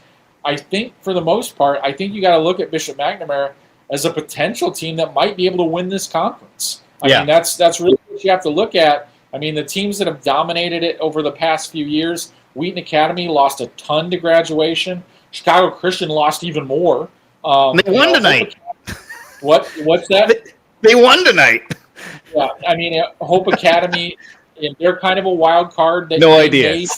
They may be kind of in the mix, but, I mean, there's an opportunity there for Bishop McNamara to stack some wins, I think, if they can continue the momentum that they've clearly established for themselves in the first 2 games of the season. I mean, they've scored 114 points in the first 2 games, so obviously that offense is working right now.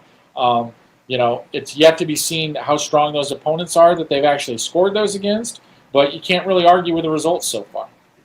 I went to broadcasting school, so to speak, so I have to pay off the tease. And the tease is, Seuss, is Nutrier any good? Are they good? They won tonight over Waubonsie Valley to get to 2-0. They've now beaten Naperville North and Waubonsie Valley in the opening round. I don't know if they're any good. So I'll ask you, are they good? I'm going to take the cop-out and say I'm not sure. But I will say over the last couple of years, and there's no factual basis for this, but that's what we do the best on the show for, though.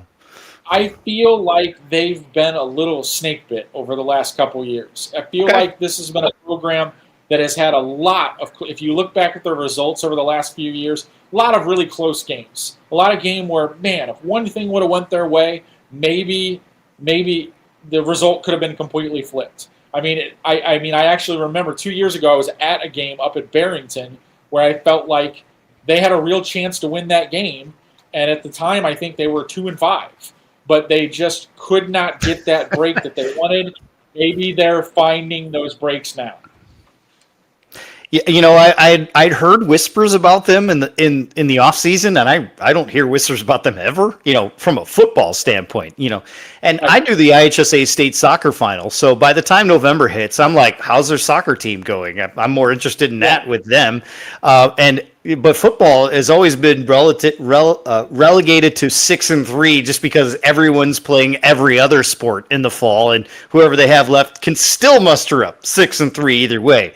But if they've gathered some people, and I'm wondering, in a league that I have questions about, Glenbrook South might be pretty good. Maine South clearly isn't done.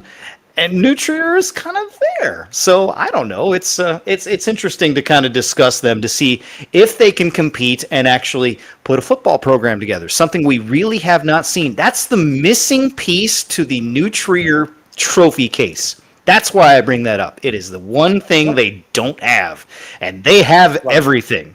So it's just fascinating to look. So we have 10 minutes left, you and I together.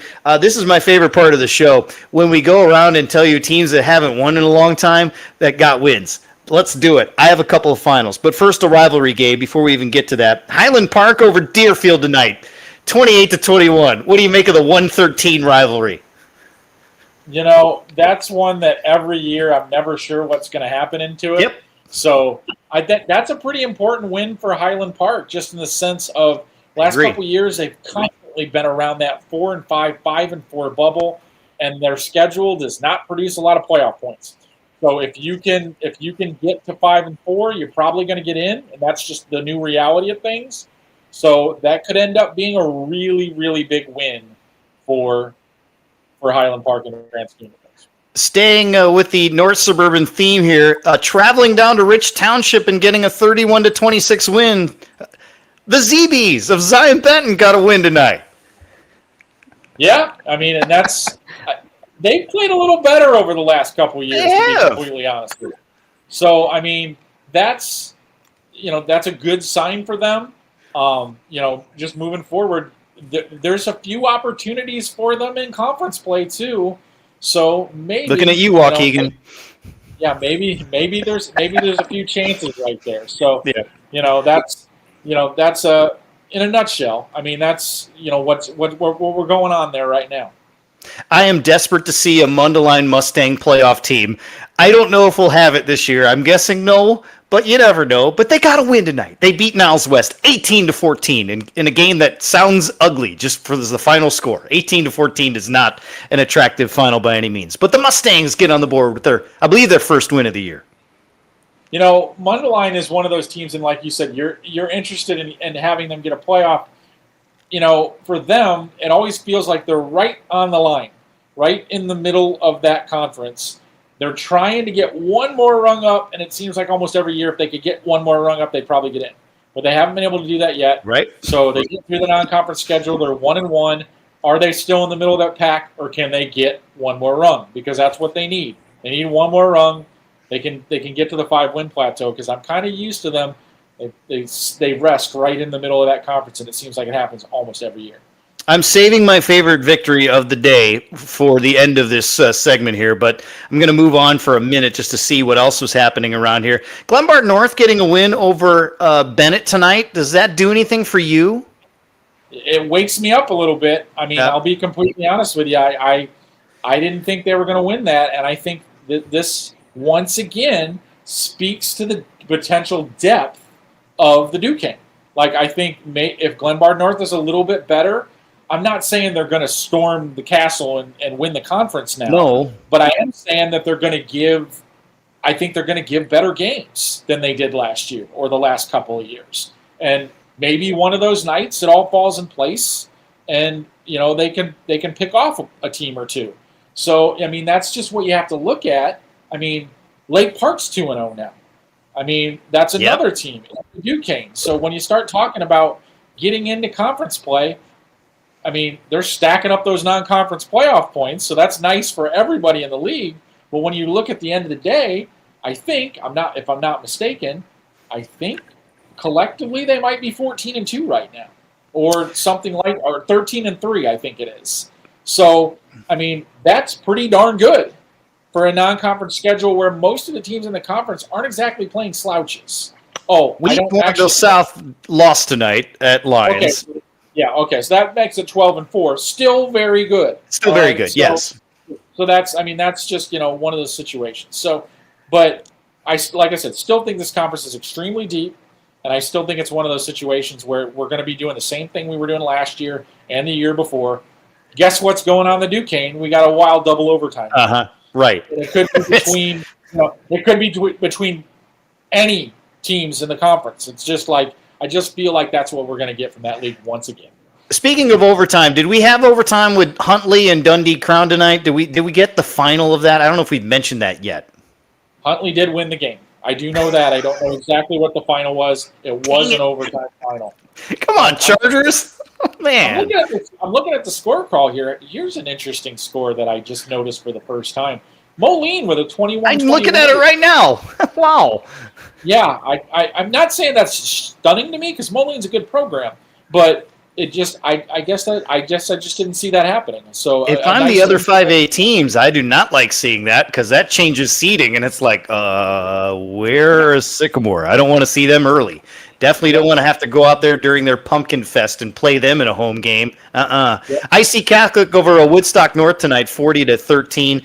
A couple of other finals. Naperville North beat Libertyville, 21-14. I don't know what to make of Libertyville or really the entire conference at this point. I don't know what to make of Naperville North either. So same. Yeah. Fremd, hello Fremd, 55-6 over Buffalo Grove. Canelan, 42-37 on Lamont tonight. Yeah, Canelan might be okay. I thought that might be a wild one. Lamont, once again, tough non-conference schedule out of the box there. They dropped to 0-2. They're hoping to repeat what has been their pattern over the last couple of years, get going in the conference schedule. But once again, they're not giving themselves a lot of cushion here.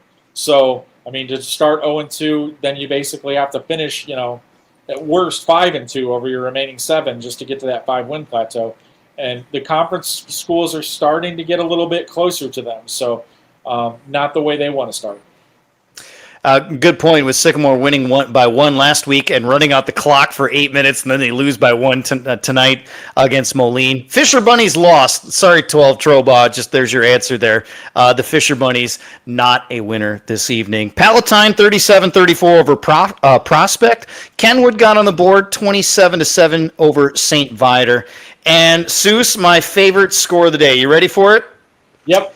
All right. It's a long losing streak. I don't know how long that losing streak was, but Maine East falls victim to the Round Lake Panthers. Round Lake, 41-0 tonight. Round Lake hasn't won, I believe, since 2022. It's been a long time. And so, give it up for the Round Lake Panthers, ladies and gentlemen. Yeah, you are correct. I'm looking at my catalog right now. The last 5 seasons for Round Lake, 0, 0, 1, 2, 1, and then the 6th season is 1. So that's that is bad. At least an 18-game losing streak, and I bet it's longer than that. So, yep. Good for you guys. I love seeing that. Having been on those teams, I understand how much tonight means to you. So now we got to figure out, and maybe we need to have this as a running bit for us, is those active long losing streaks. When they're broken, we got to note that, and that's what we've been doing for the last year and a half or so. But we should have that list ready to go. Maybe that's a homework assignment for me this weekend. Figure out the longest active losing streaks. See if we can knock some of those out. Hampshire won tonight. Yep. Round Lake won tonight. That's your theme. and in blowout fashion too. Sounds like a plan. There you go. All right, well, that wraps it up for me. What a night of football. And as you just kind of take the wide view of what we've talked about, what we've seen, what jumps out to you about some of these scores now? We have some 0-2s that are going to be, I mean, you're sure you're going to be writing about this weekend, but the 0-2s are kind of, all right, well, we got some things to work on. Some coin flip games that we expected to go the way they did. They were coin flips, exactly what we expected out of that. Some surprises along the way as well with Lee Win. What's your big headline right now when you think about it, just kind of off the cuff? I think when I look at it just from the, kind of what we have and what we know so far, there's still a lot of sorting out that I have to do over the course of the evening. Stay tuned. We can go through all that together a little bit later on this evening. Yes. But we basically, for me, it gets really interesting here to not only look at 0-2s that you're not used to being 0-2. I think you start looking at the 2-0s that you're not used to being 2-0, and I know there are some of those out there. One of them that jumped out at me a little bit earlier when I was looking at Plainfield East is 2-0. That's a program that's struggled over the last couple of years. Now, granted, the schedule hasn't been real strong to start, but it's okay. I think their conference is wide open. So once again, it's a snowball thing. You get that confidence going. You never know what can happen. So, but there's some of those schools out there, and I haven't deciphered all of them yet, but I will over the course of the evening, where it will surprise me that maybe some of these schools are 2-0, but they've already built a nice foundation for themselves, given themselves a little bit of cushion, and maybe given themselves an opportunity to move up a rung or two in their conference pecking order. And now, if you are in an 8-team conference, you're already 2-0. To be honest with you, worst case scenario, you got to go 3-4 in league play to get to 5. That's a lot. That's something that is manageable for most schools in that situation. There's probably 3 teams on that schedule remaining that you have a good shot at getting those wins. So the eyes are opening on some 2-0s out there in regards to these teams maybe aren't used to being 2-0. Is there a path to get them to 5 and maybe more? And those are kinds of the intriguing stories for me. You got the 2-0s, you got the 0-2s. And I'll leave you with a very different thought for Plainfield East in particular, because, away from sports, we get this time of year where teacher contracts are in discussion with some schools where they're talking about trying to get a new contract, and ultimately we see strikes enter the picture. Well, there is a possibility of some of these things. If you've been paying attention to the headlines, Naperville's been in conversation with District 203. It looks like they're done. They're going to be okay, and they're not going to go on a strike.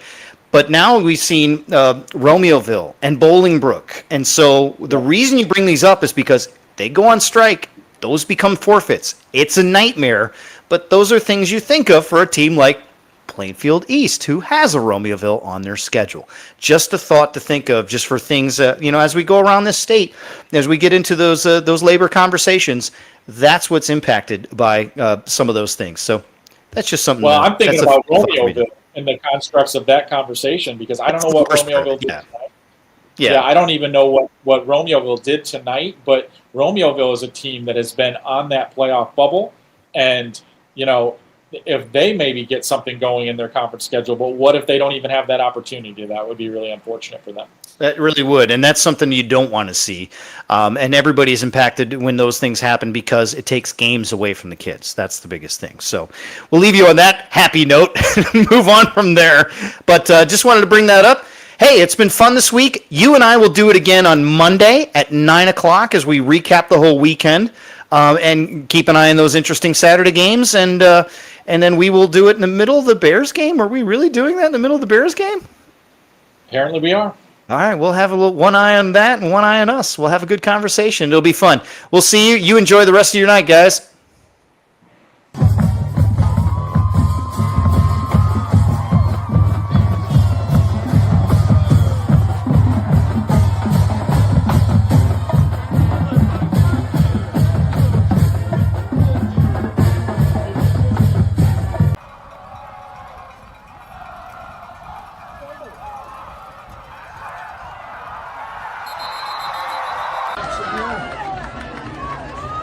Players in the backfield along with him.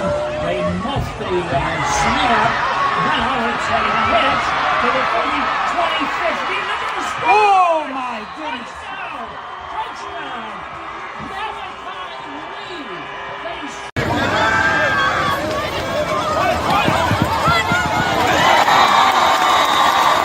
That's all. Touchdown!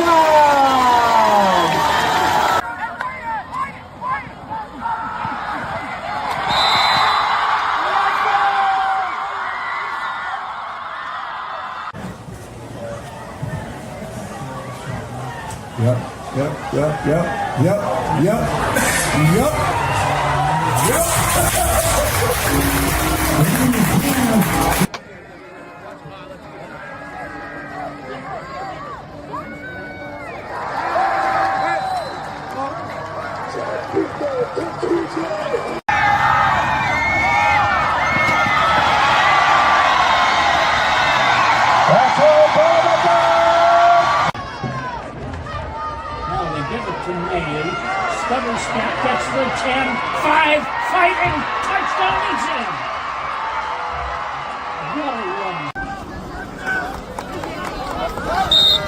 Wes Weatherford in for the score.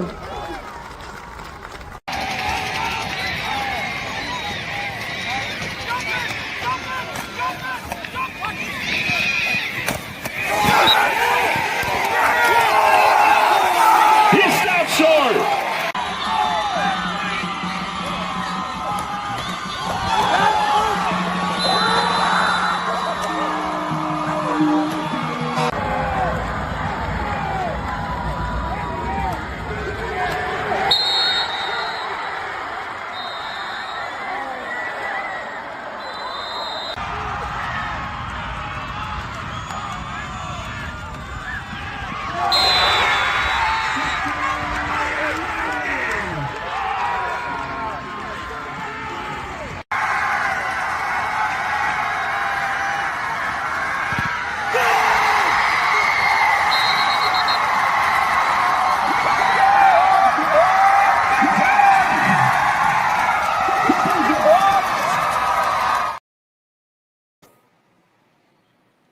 Hi guys, back here starting to break down some scores from tonight.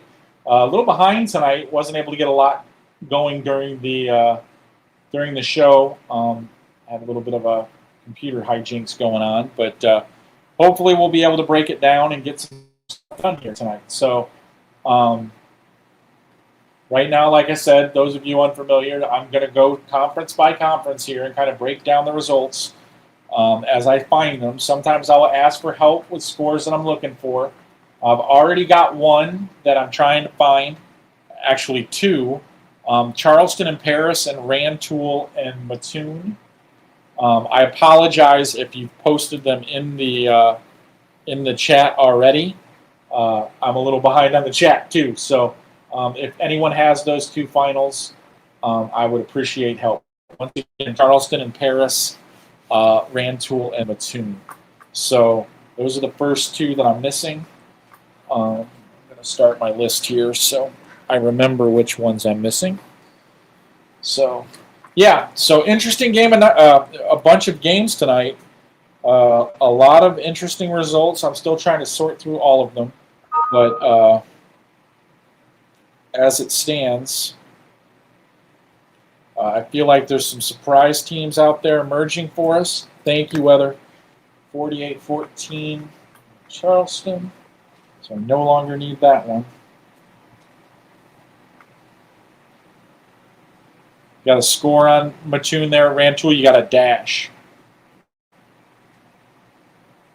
Thank you. All right, boss. Good job. Okay, so I'm going to enter those in real quick and move on to the next conference. But yeah, so good night. I feel like there were a lot of teams that that proved up tonight, did what they had to do to show that they're legitimate threats. So that was nice to see. Get some different names in there too. Some interesting teams are emerging. Like I was talking with Matt on the end of the show, that are already 0-2. So 2-0. That maybe haven't been in that area for a while. So doing good tonight, Paul. Where'd you go? Where were you at tonight?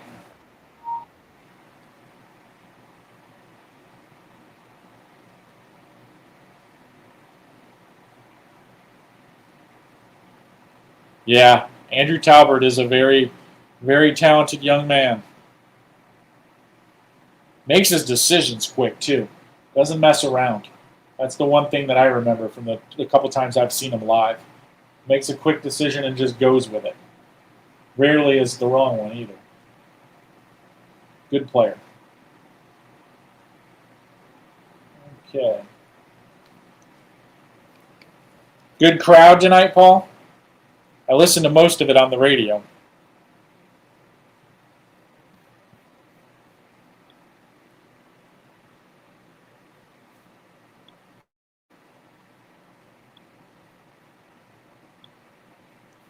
Okay. So I know a couple of the big northern schools. Now, I know I saw this in the chat just a minute ago, but somebody could repeat the Stillman Valley Genoa Kingston score for me. That would be great. I just found it. Never mind. I got you, Weather. I saw it.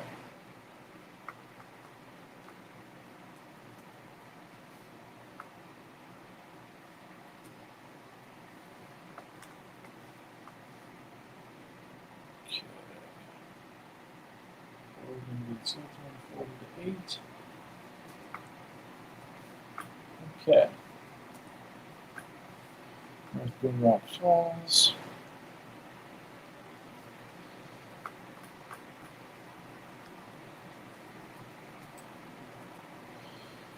Okay. So now I'm looking for North Boone and Rock Falls.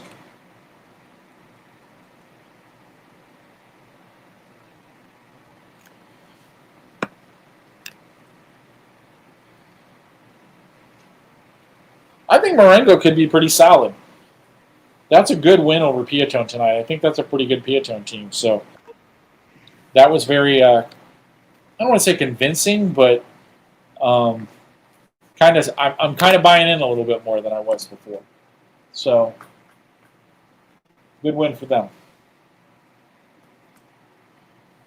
All right. So after we get through the Big Northern, I am looking for Rock Falls and North Boone. That is the one missing score right now. Okay, on to the Big 12.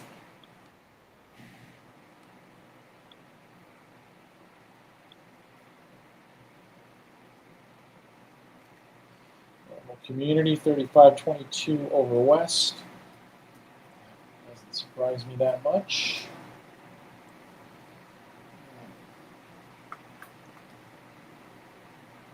Thanks, Weather. Appreciate it. Okay, looking for the Battle of Champaign right now. Centennial and Champaign Central.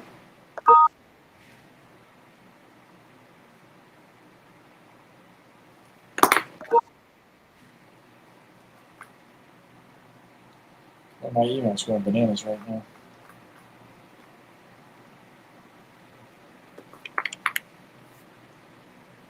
Yep, I watched a little bit of that one tonight, Paul. Central looks pretty good. Okay.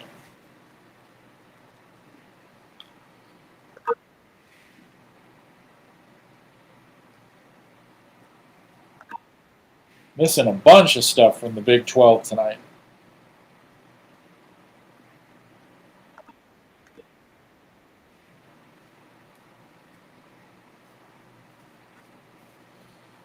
I'm practically missing every score from the Big 12 tonight so far.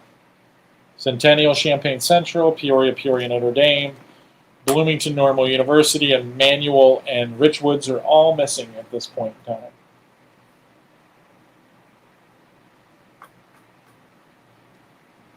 So if anybody's got a Big 12 hookup, please let me know.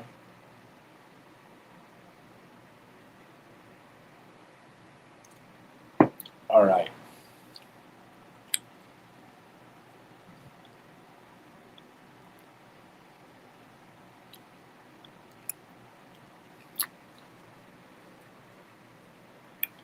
One of them is asleep at my feet. The other one must be running around downstairs. That was the one you heard bark. We had a long chasing tennis ball diversion today to hopefully wear them out.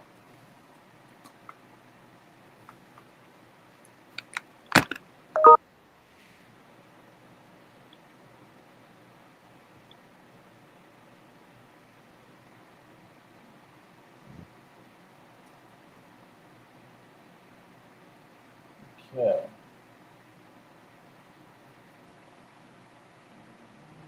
I could have swore I saw that score.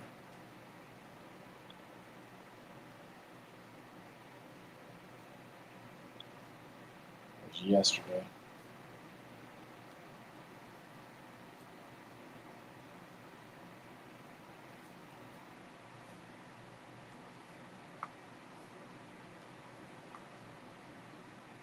124 or 114. I thought that was right. 14, 20, 14.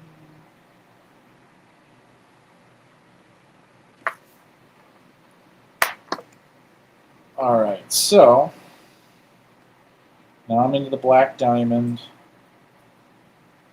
Thank you, Weather. 21-14. Ooh, Rock Falls hanging in there.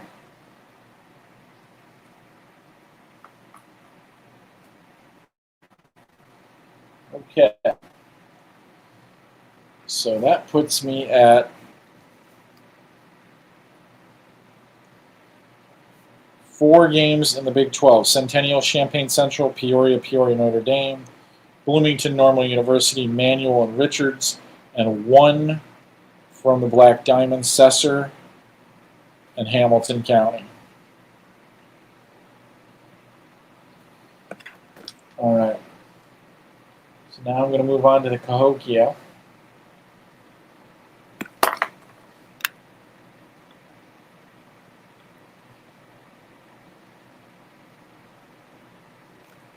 Chester, Pickeringville, 53-7. Okay.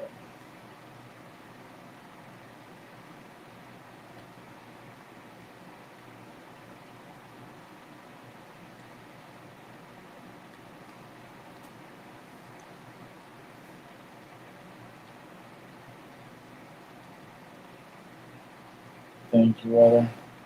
58-31 for Peoria.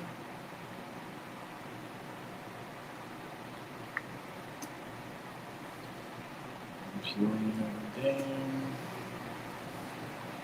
And then Newton.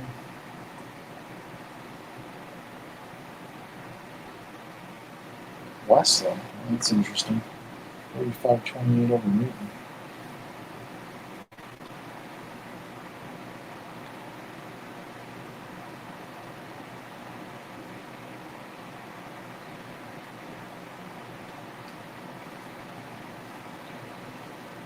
Thank you, Weather.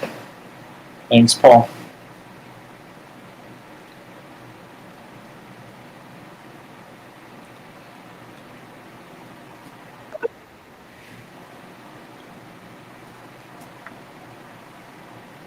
Okay. Bloomington Over University, 1914.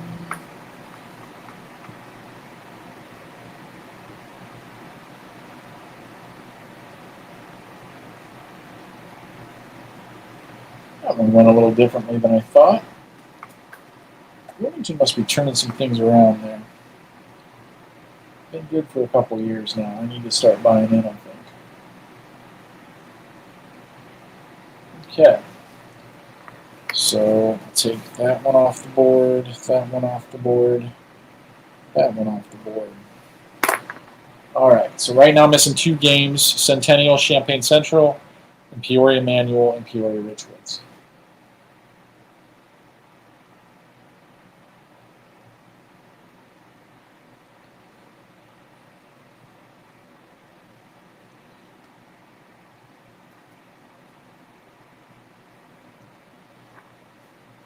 Ottawa ran away with that game.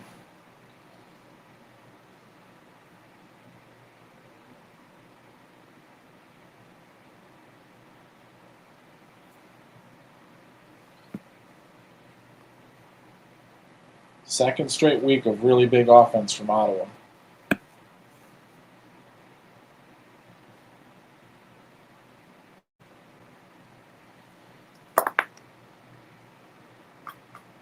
Thank you again, Weather.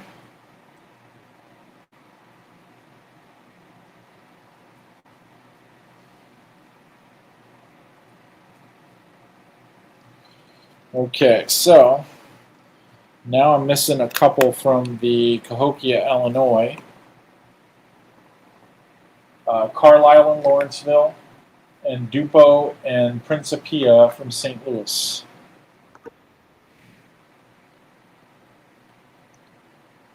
And Bob loses to Roxana, 57-6. St. Louis, 56-7. And Okay. So let's go to Cahokia, Mississippi. Freeburg over Jersey, 44-21.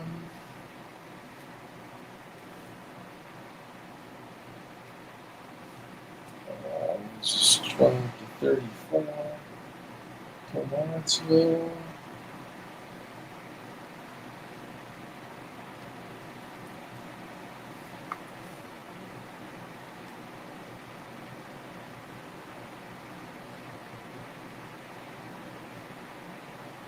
Columbia and Waterloo,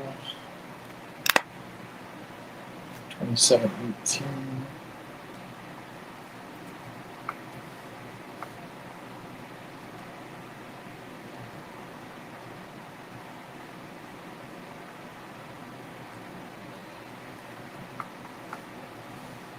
Okay. Next up is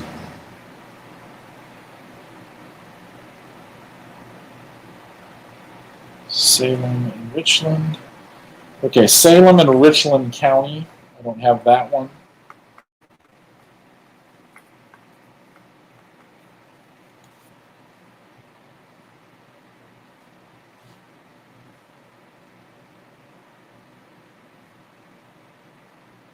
So right now the missing ones are Champaign Centennial, Champaign Central, Dupo and Principia out of St. Louis, Salem and Richland County.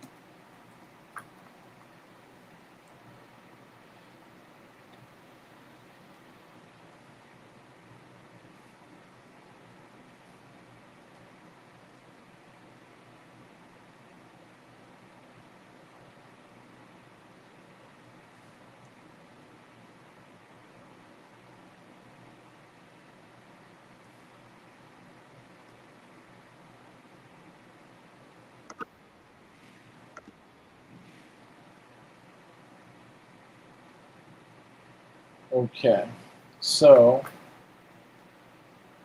6-2. What?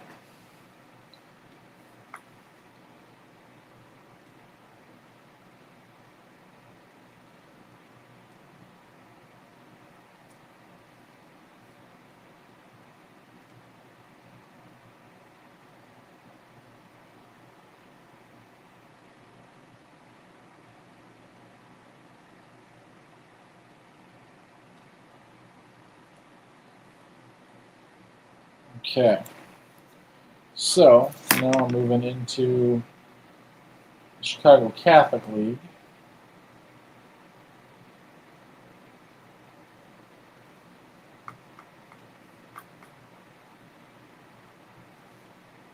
Nothing of the news. Dominating win for Brother Rice tonight. Champaign Centennial 8-6. Thank you, Paul.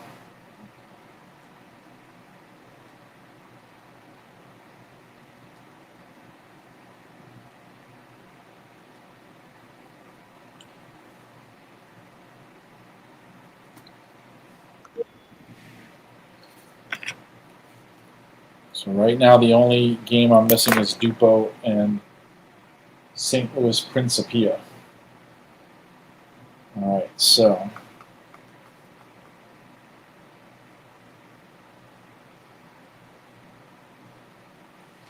35-14 final for New Carmel.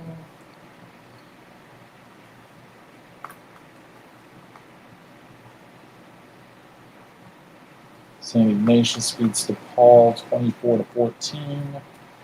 Loyola is on bye this week.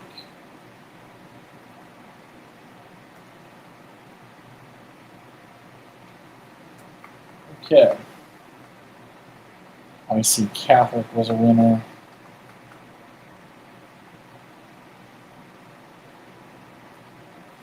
(40-13) over Woodstock North.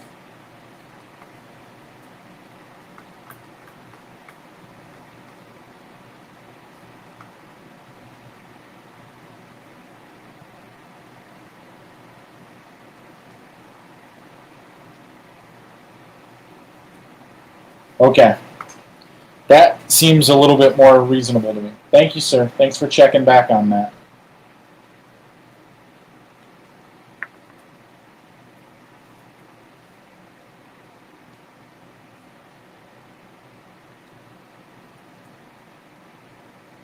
Just one. Loyola was the only team that did not play somebody.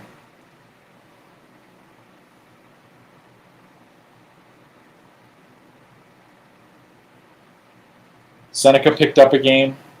They were supposed to play Lyle this week. They picked up Sangamon Valley. So, yeah, there was only one team that did not play this week. And they won't get credit for a forfeit win either. That's just a no contest for them. They did not have a scheduled opponent.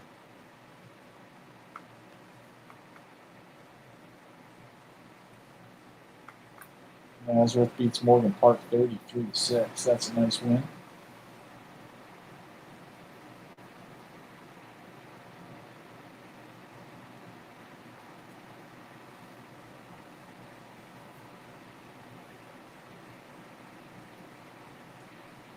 Okay. Let's keep on moving down. It's a Saturday game. Saturday game with Joliet Catholic. Lincoln Way Central. That is a big win for Lincoln Way Central tonight, beating Providence 26-14. So nice win for them. Gets them out to 2-0 on the season.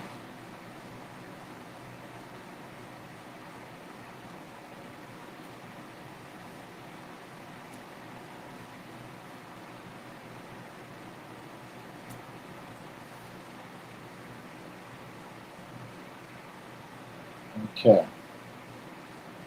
So we're back up to the top. Lyle has forfeited their entire season. They announced that in the spring. Anyone who is scheduled to play Lyle is entitled to a forfeit victory if they choose to take it. But if they schedule another opponent, that result counts instead of the forfeit win.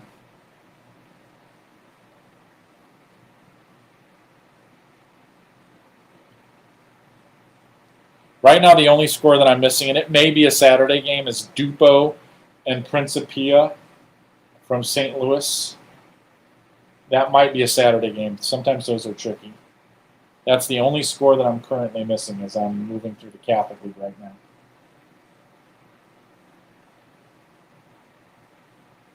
So I know that Niles Notre Dame did win that game. St. Charles East, but I don't remember the score. 31-28. All right, so Notre Dame is 2-0. That's a little bit of a surprise out of the box. New coaching staff there. 31. Okay. So now we're still moving through the Catholic League here. St. Viator lost to Kenwood. I do remember that.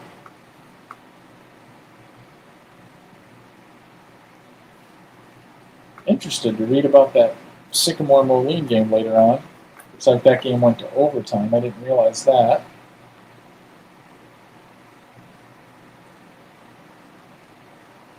Kenwood over St. Viator.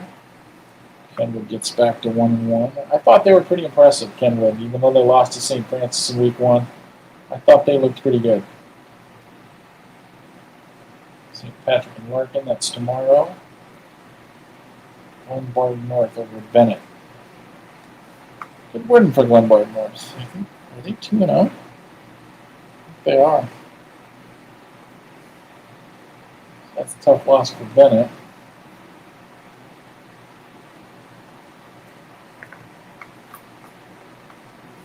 Glenbard North, 41-15.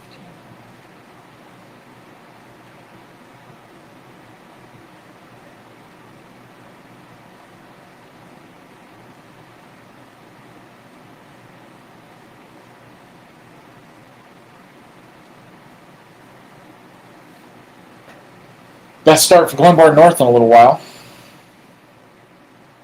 I don't know. What did you think tonight in terms of Dixon? How did they match up? I mean, I know it was a 28-7 game, but was it closer than that? Did you feel like the gap was pretty wide? I haven't really seen that much on that game so far tonight. I'm sure I'll catch up on it at some point this weekend.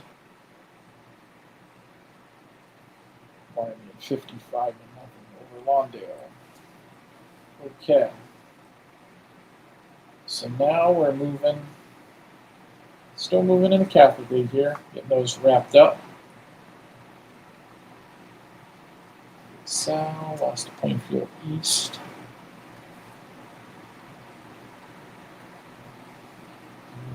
Okay.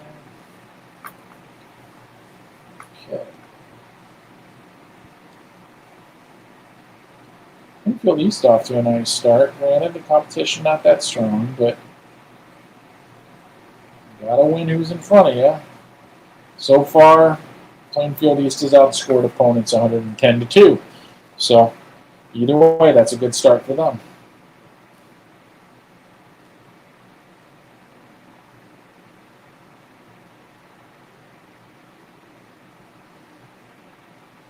Marian Catholic, Morton.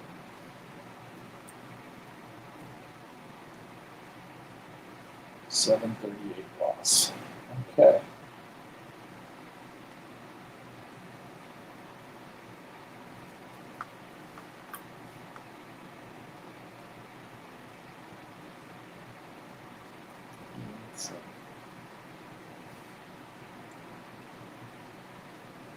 Okay.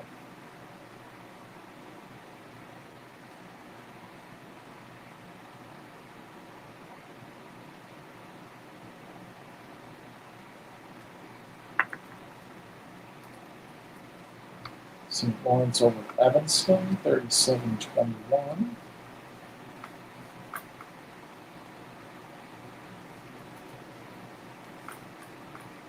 Montini won tonight over Hillcrest.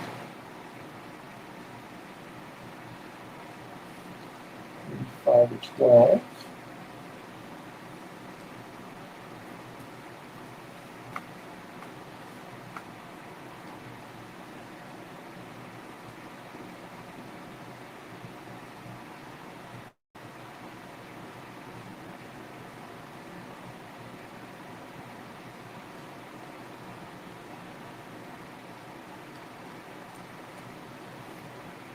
Okay.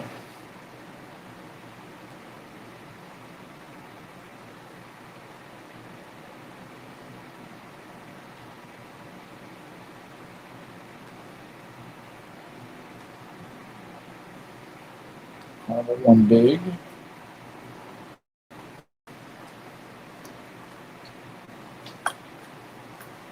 $51-7.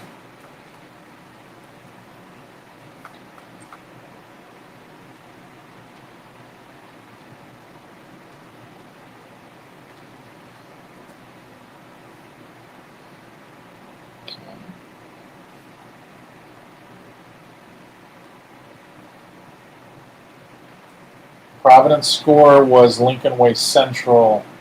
Won that one 26-14.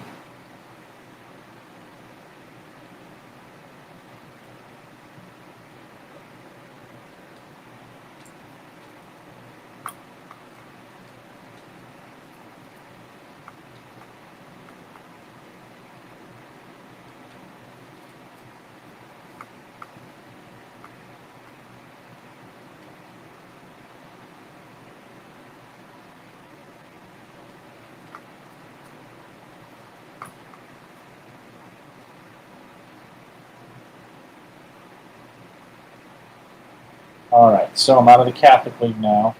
On to the Central State 8.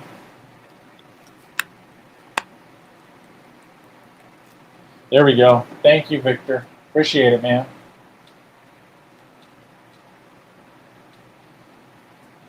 All right, so right now I have every Friday score that I've been looking for, but I'm sure that will change.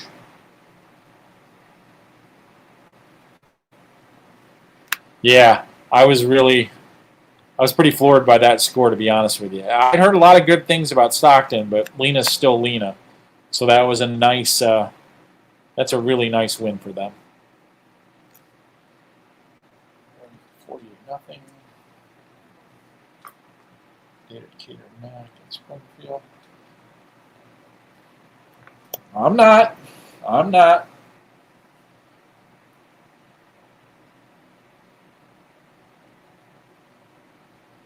Okay, Decatur, MacArthur, and Springfield is one of the games that I'm on the hunt for now.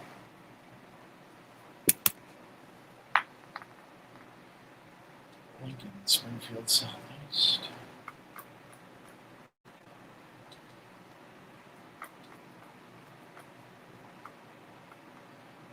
Okay, Jacksonville 47,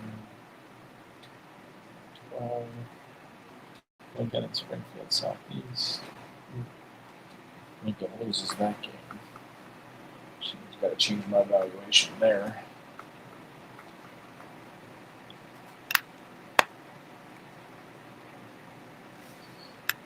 Okay, so Rochester beat Mount Zion 28-24. So at least we one game missing from that conference. I already mentioned it. Decatur, MacArthur, and Springfield. So we'll move over to the west side of that conference. I got several of those scores.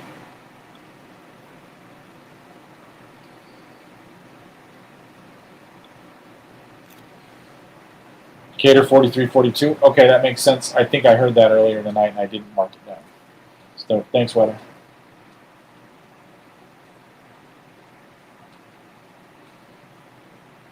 Okay.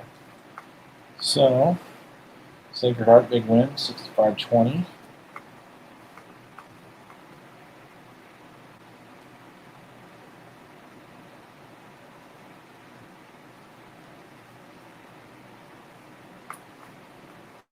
Okay.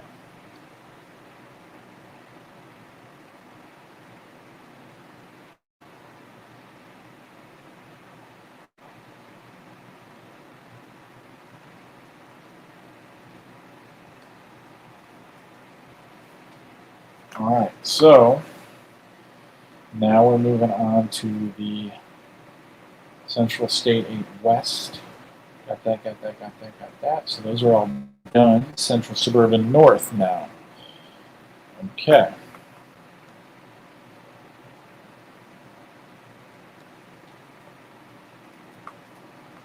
Honda beats Maine West, 35-14.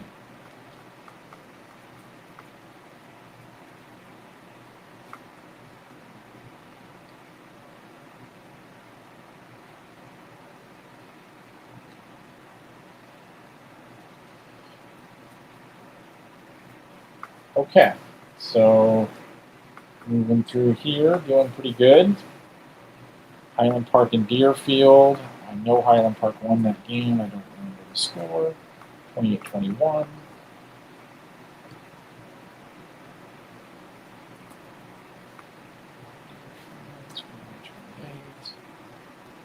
He's lost around Lake. I do know that.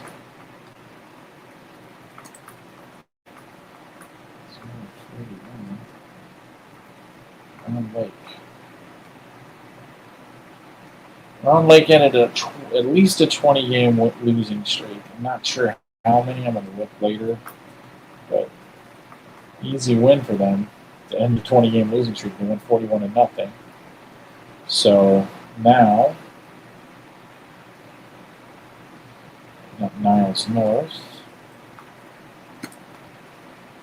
All right, so next up is looking for Leiden and Niles North.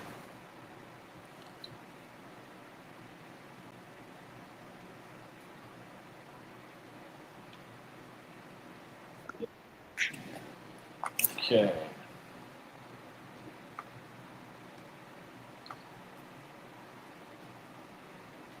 $18.14.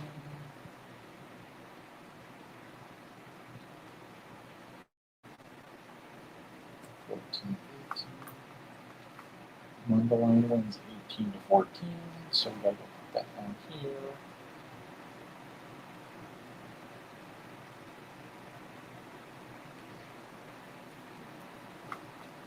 All right. So let's go up here to this reference. Vernon Hills and Lakes.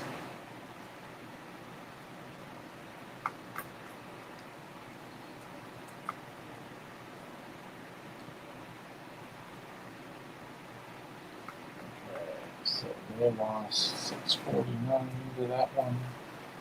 Okay. Vernon Hills. 40-96.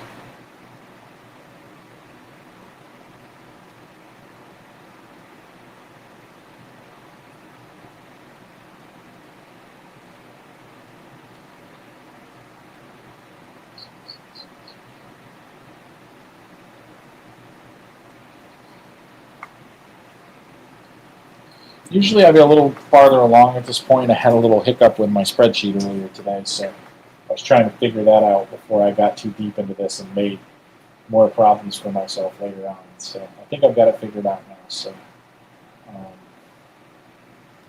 once again, the only score I'm missing right now, at least of the ones that I've looked for, is Niles North and Leiden.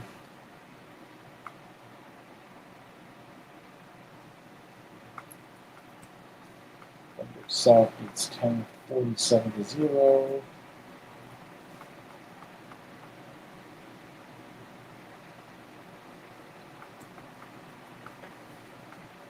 Okay.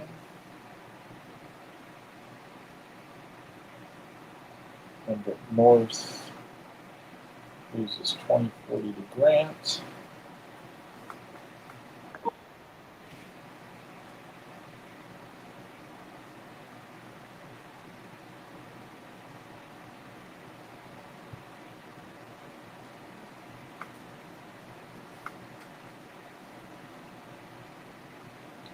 All right, so moving on down the list.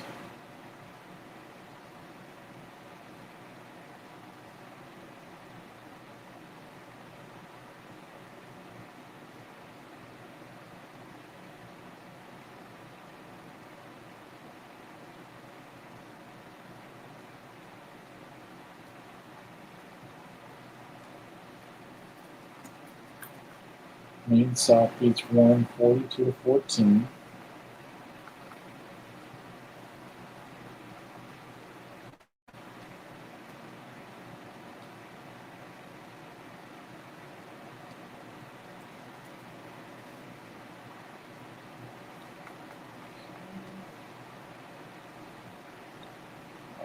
So, Trier was a winner tonight. I do know that.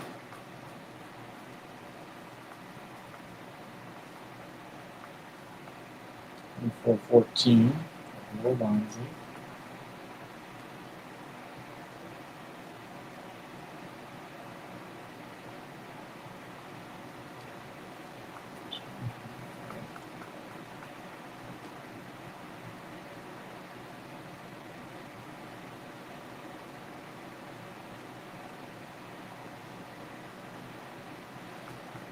Okay.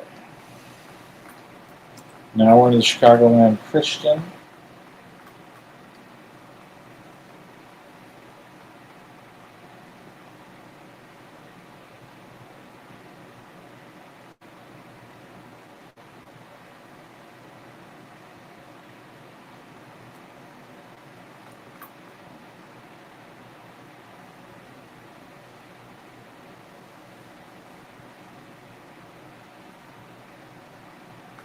Pretty sure I Hope beat Brooks tonight. Nope, I don't have that one. Okay, so Hope Academy and Brooks I'm missing.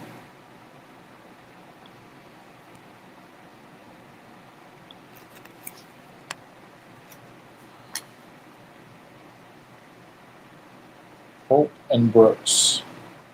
So Leiden, Niles North, Hope, and Brooks are the two games I'm missing right now.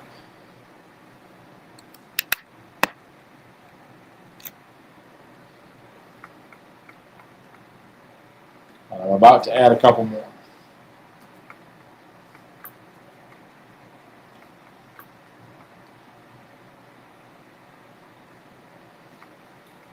St. Edward, Walter Christian.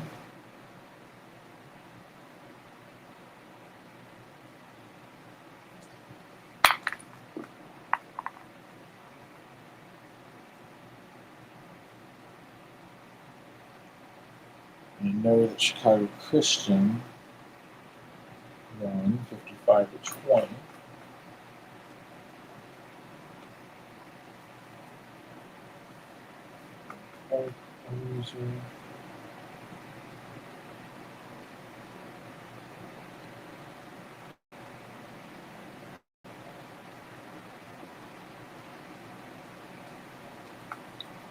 Okay.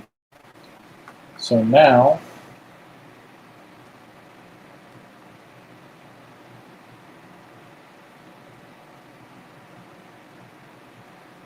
Academy.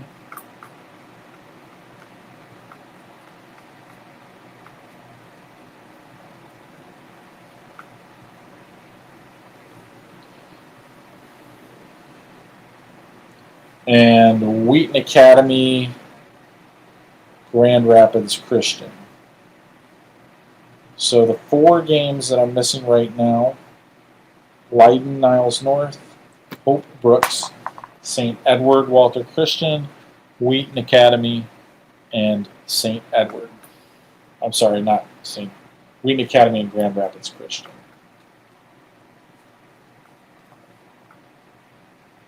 Central wins 46-0. So I'll leave those behind now.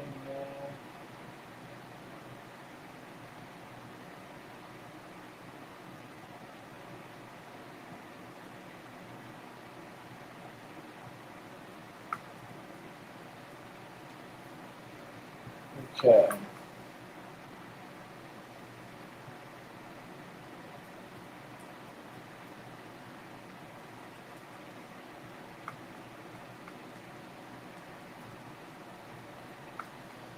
$56-14 for Iowa Marquis.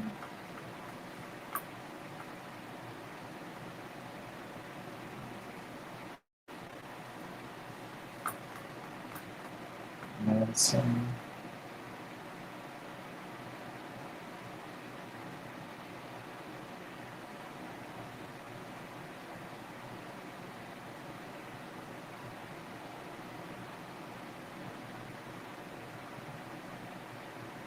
Thank you. Thanks, Weather.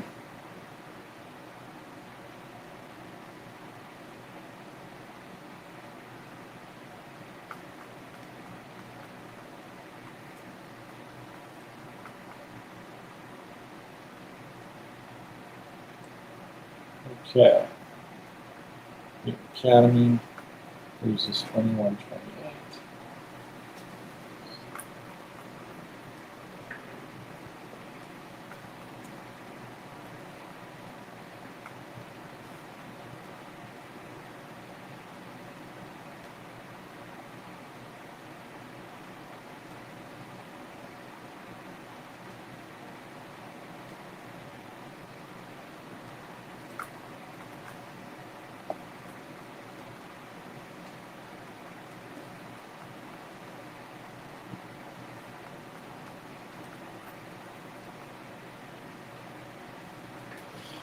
Okay.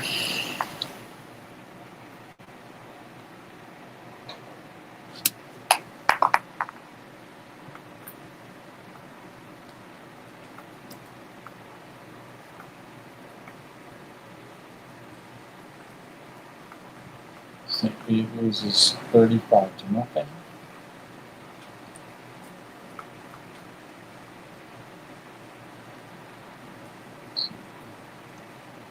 Wins 40-47 over San Valley. Okay. 7-44. And 9.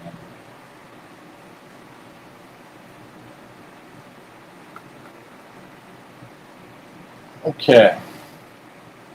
So give you an update here in a minute. We're just moving into the Chicago Public League now. Those tend to add to the list, but we'll see.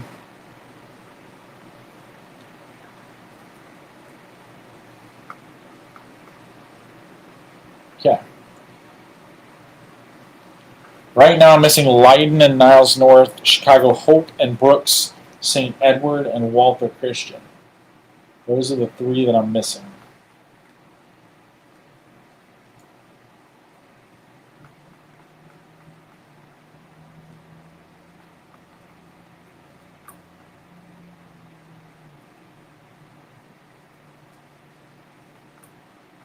Okay. So slowly slogging down the Chicago Public League right now. 3 scores missing right now.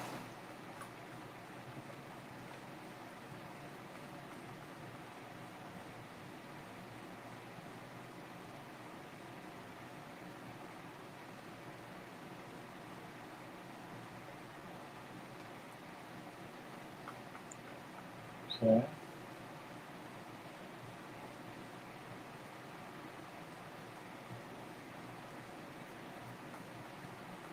Mather beats Marshall, 21 to 18.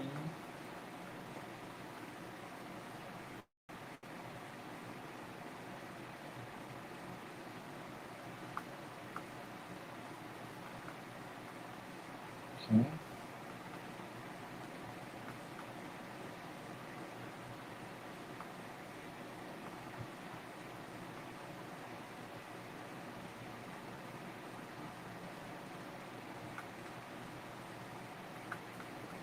Sullivan beats Phoenix 34 to 8 on Thursday.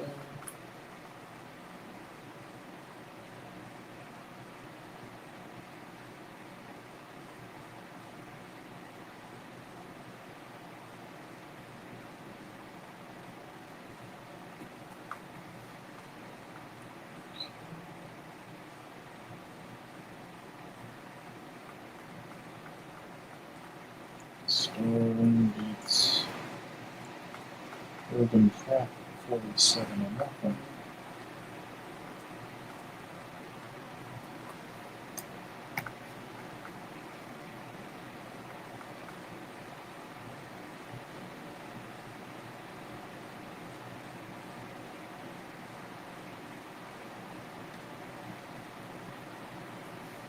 Okay. Still slogging along here.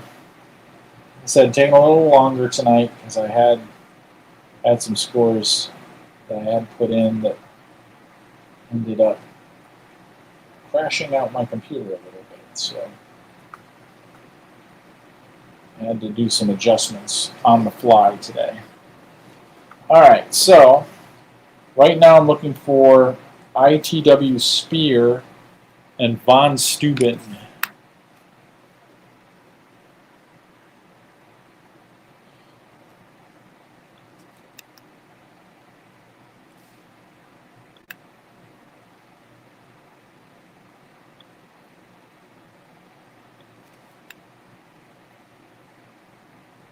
There, I just found the Von Steuben score, so I don't need that one anymore.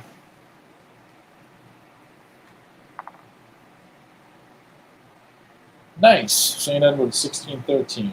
Thank you.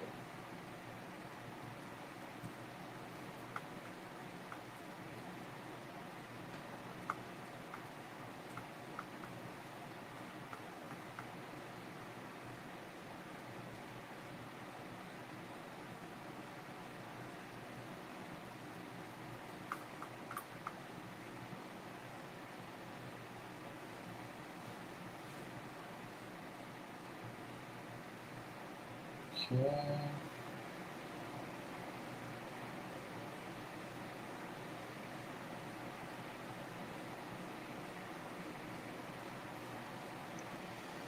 All right, so it's Hope and Brooks, Leiden, and Niles North are the 2 scores that I do not have from tonight. Now I just added another one, Noble Bulls and Noble UIC.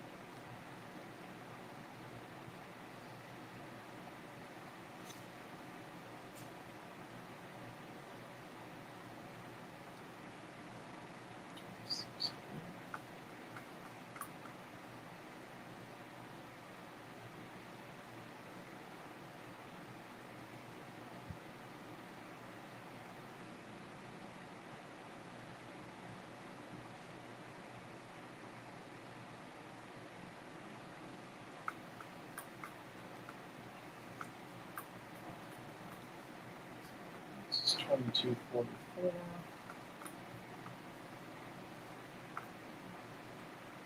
And Brooklyn wins, so they're 1-1 now. 44-22. Okay. So just randomly picking through here. Still got a long way to go tonight. I have a feeling we're getting done nowhere near as early as we did last week.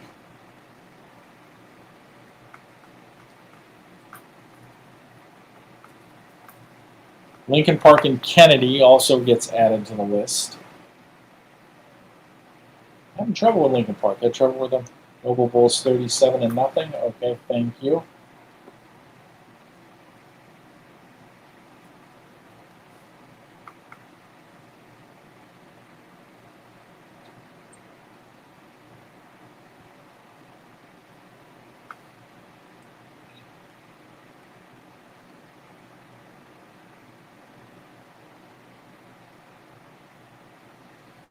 So Lincoln Park and Kennedy.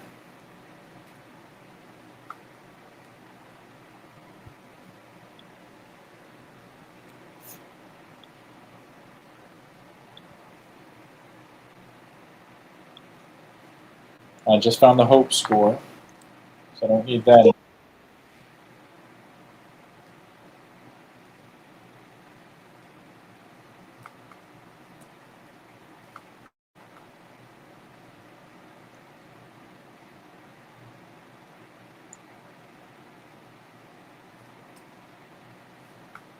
Okay.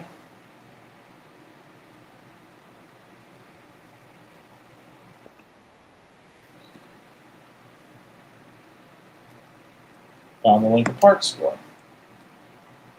Don't need that anymore.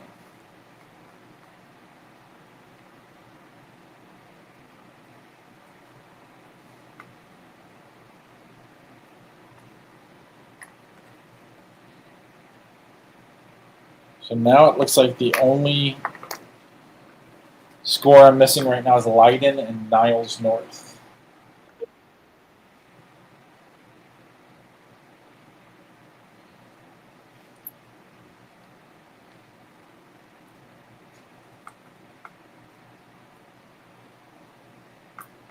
Johnson loses 56-0 to Blue Island Eisenhower.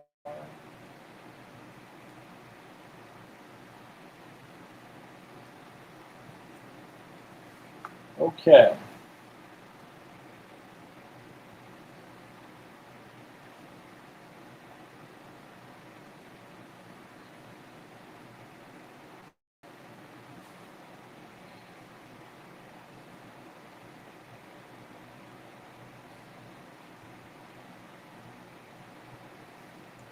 All right, so Lane beats TF South 35-0. Ouch. Okay. Public league schools are being a little bit more competitive in some of these non-conference games than I'm used to, so that may lead to some corrections moving forward. Okay, so moving pretty good through the public league.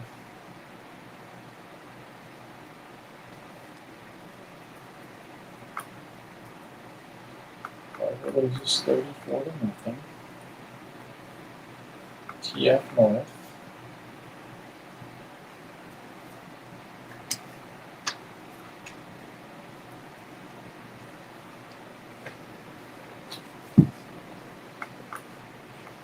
All right, so still moving through the back end of the public league here.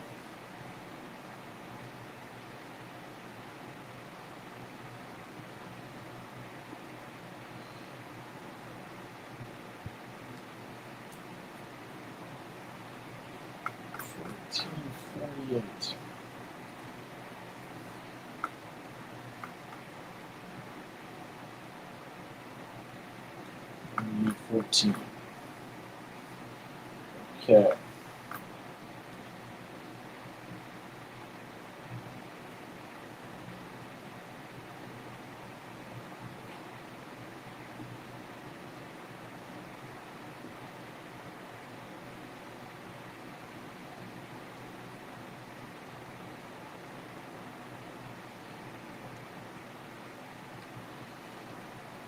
All right, so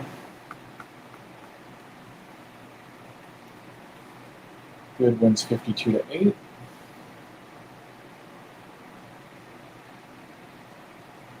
Over Solorio.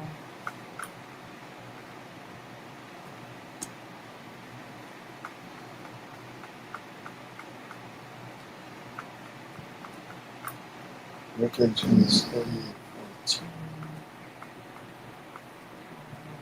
42-0.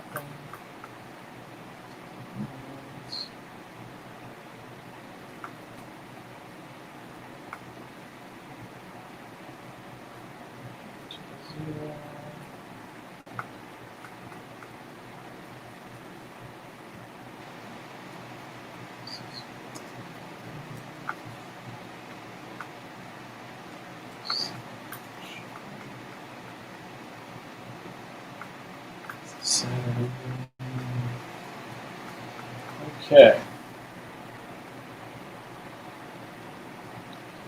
Moving upward. Green Park beats Longwood 42-6.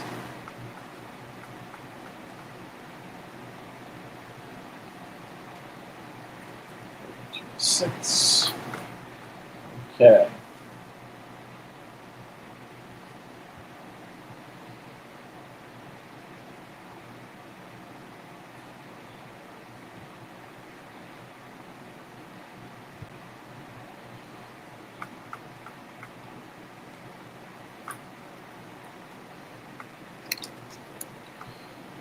Okay, Hubbard, Englewood, STEM. So the two games I'm missing are Leiden and Niles North, Hubbard and Englewood STEM. Oh, I'm sure there'll be some moves this week in the projection, no doubt in my mind. I've already seen a couple of teams right now that did not meet my expectation for them this week. And I know that they're likely to fall out. I've also seen a couple teams that have moved up, so they will probably move in. So that's part of that. I do not know for sure if Team Englewood is fielding a team, so it would not surprise me if I'm still looking for them. They forfeited last week. They may forfeit again. So that is a possibility. Science over Hansberry, 42-0. And then Overland 36-0 on Thursday. Mission is 56-0. Okay. So that was the last of the public league scores.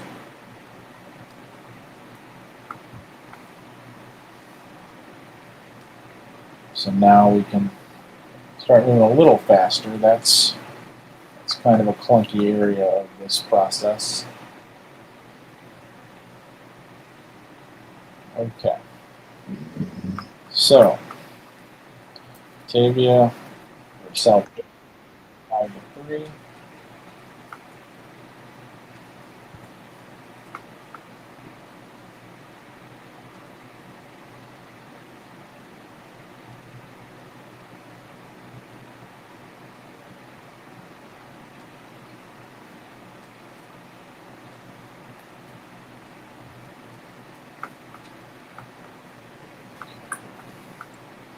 So then we've got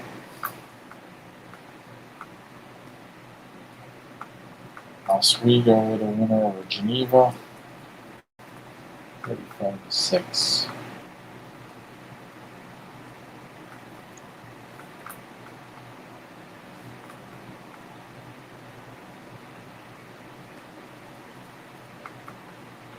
And then the edges equal 14-20.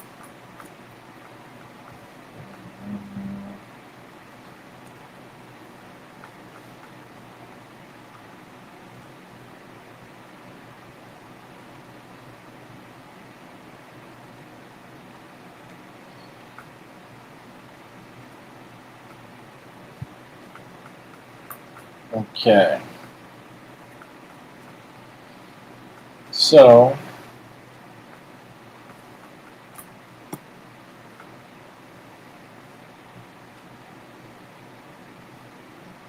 Lake Park over Bartlett, 42-20. They're 2-0.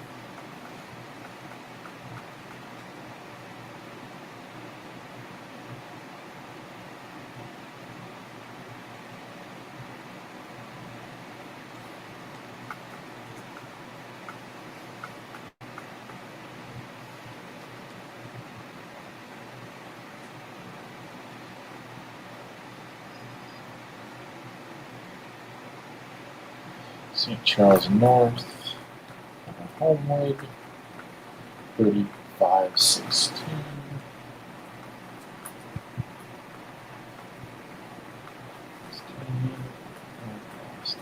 17. Almost.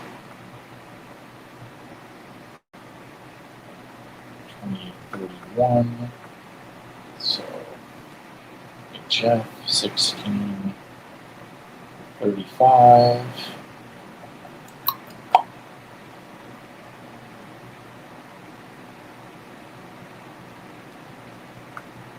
Okay. Yep, saw that one. Thanks, Brother Rice Marist. Yep, Brother Rice. I watched most of that one on stream. Nice win for the Crusaders. They're off to a 2-0 start.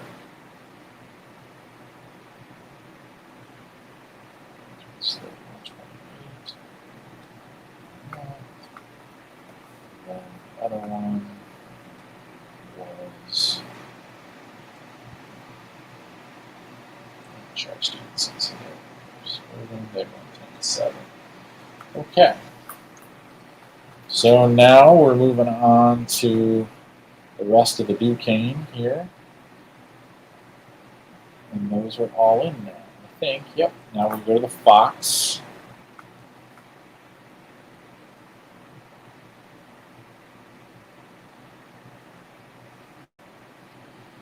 Hampshire beats Crystal Lake Central 42-14.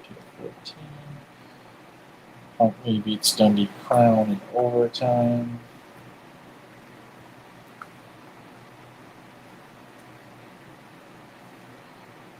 South loses 7-43. McHenry wins 43-7. And it's Jacobs 33-22. Okay, on to the heart of Central Illinois.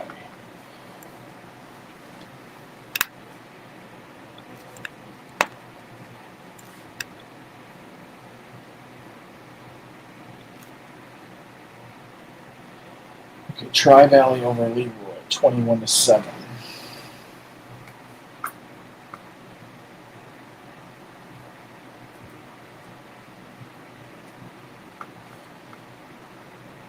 Deer Creek Mackinac, 42-13 over Tremont.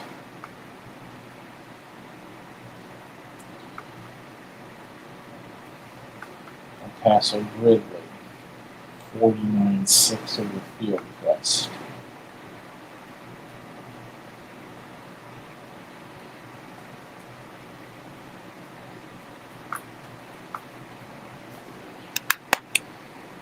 Eureka 35-0. Shelbyville 34-20. Got that one too. So looks like Clinton and Warrensburg Latham is missing for me.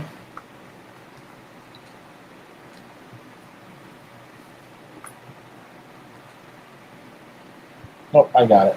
Nope, no, I don't have it. Okay.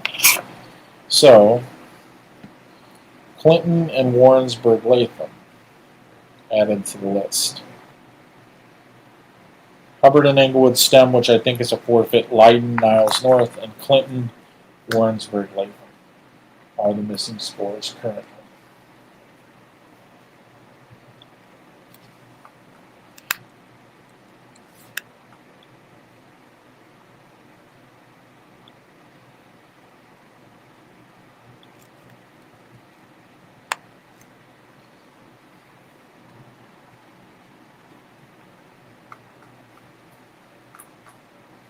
Thank you. 49-12.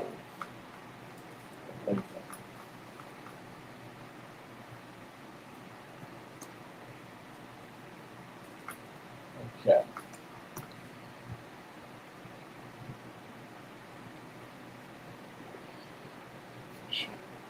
City wins 57-7 over Fisher.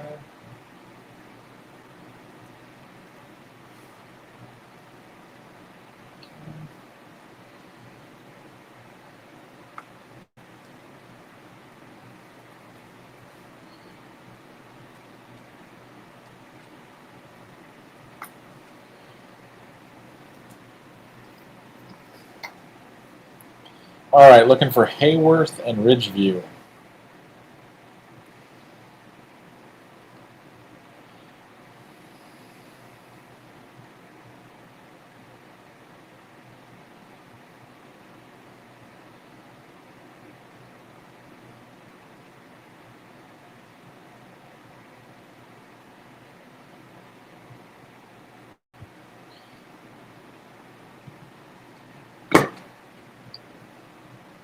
So I don't have Hayworth and Ridgeview. I do have Clinton.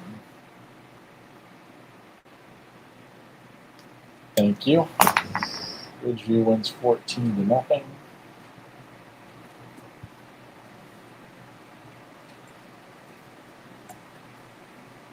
Okay, on to the Illini Prairie.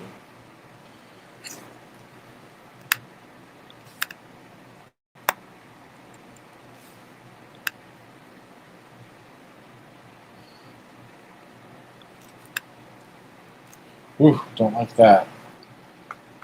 First source is missing a ton of scores. Okay.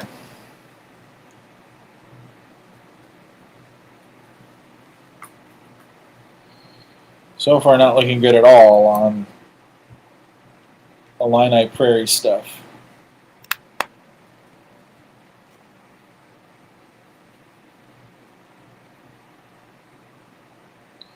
Bloomington Central Catholic and IVC is missing.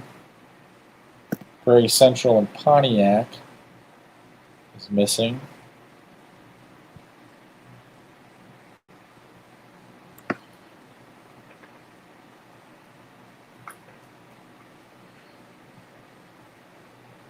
Thank you, Levi.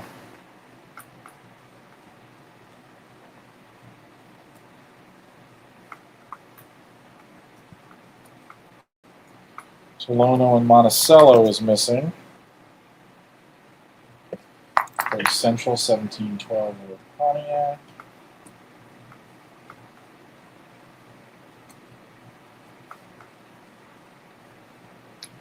And Paxton and St. Joe is missing.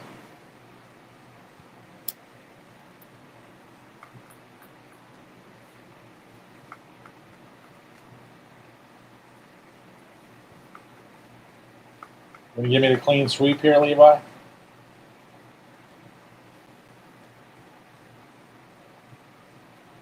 Attaboy. Thank you.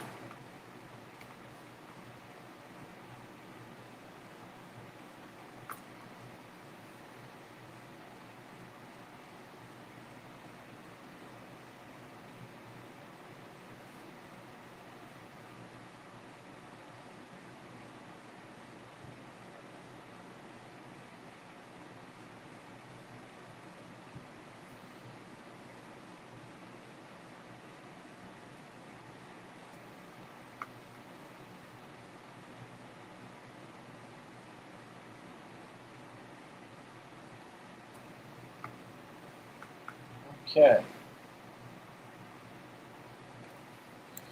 On to the Illinois Central 8.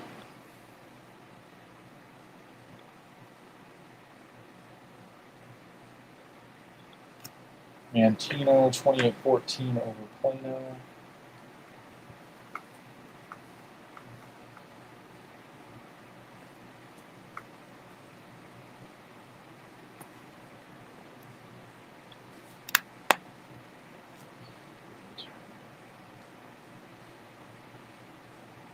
Full City loses 20-24 to Richmond Burton. That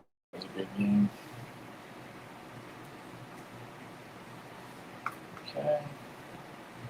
Piatone loses to Marengo, 21-41. 41-21. Then. Okay. Ottawa beats Streeter. I do remember that. 14-50.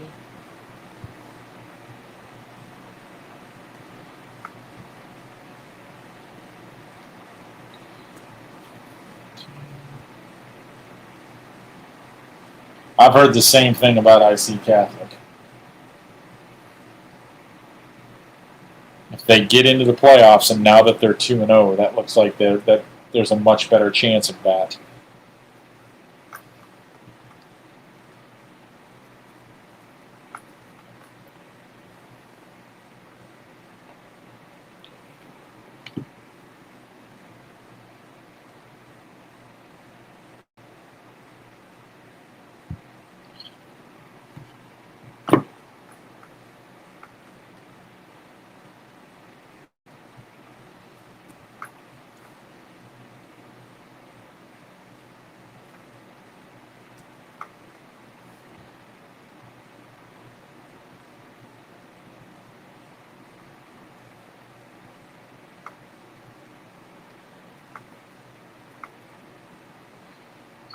This is 15. 44 to Illinois West.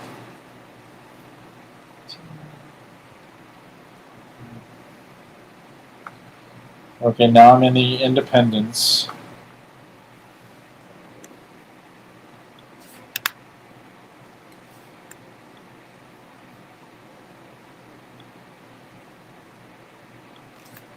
Okay, and I am looking for Marion and Granite City.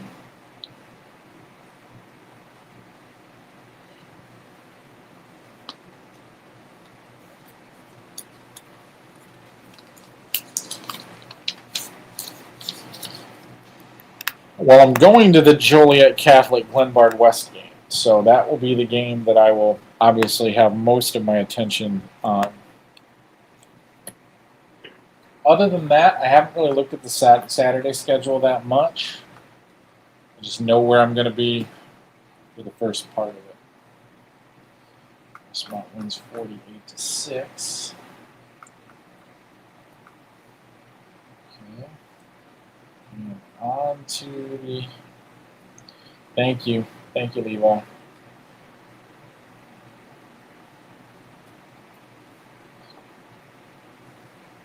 Marion. 7. 6, 12. Okay. Moving along pretty good here.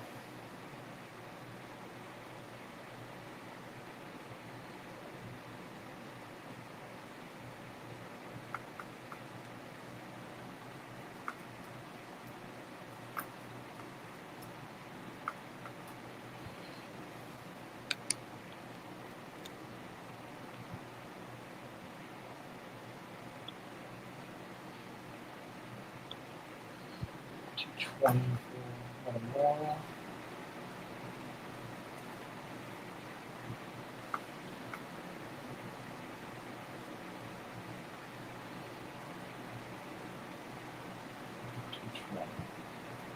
Okay. So now moving through the Interstate 8.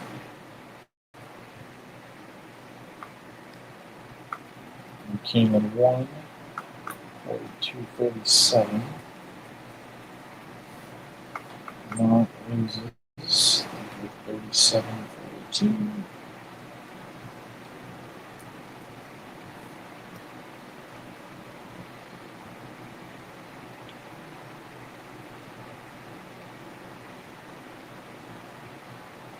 Okay.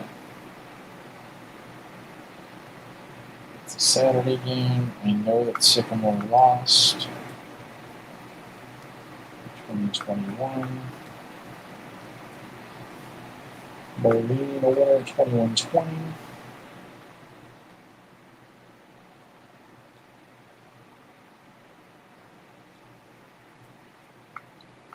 Okay. Next up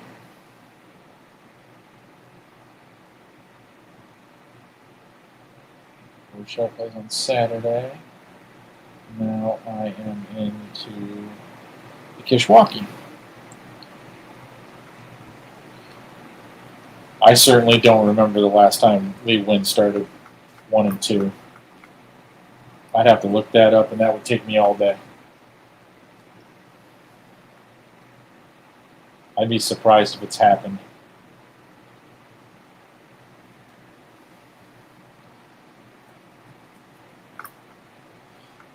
Okay. So,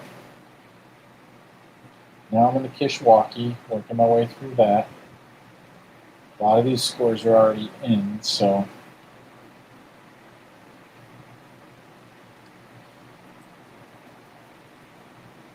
Alright, so now I need a Ridgewood Woodstock score.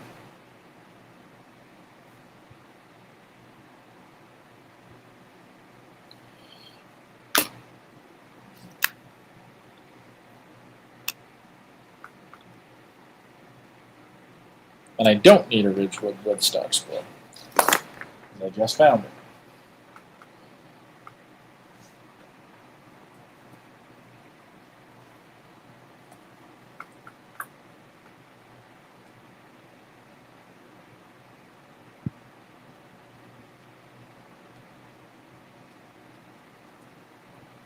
Okay, next up, moving on to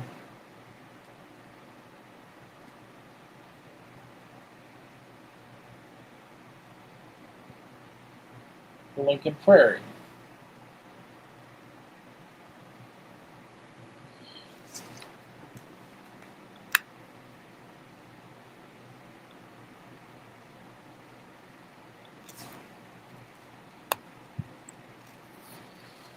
Sullivan beats St. Thomas.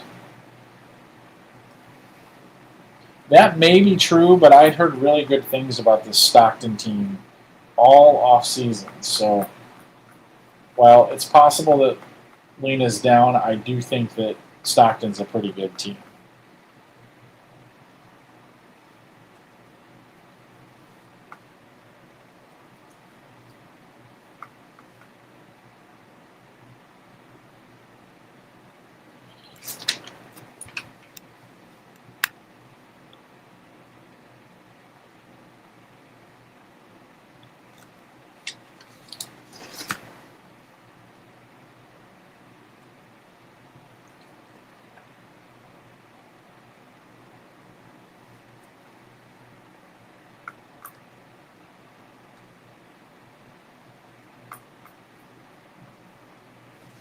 And now I'm looking for Arcola and Villa Grove.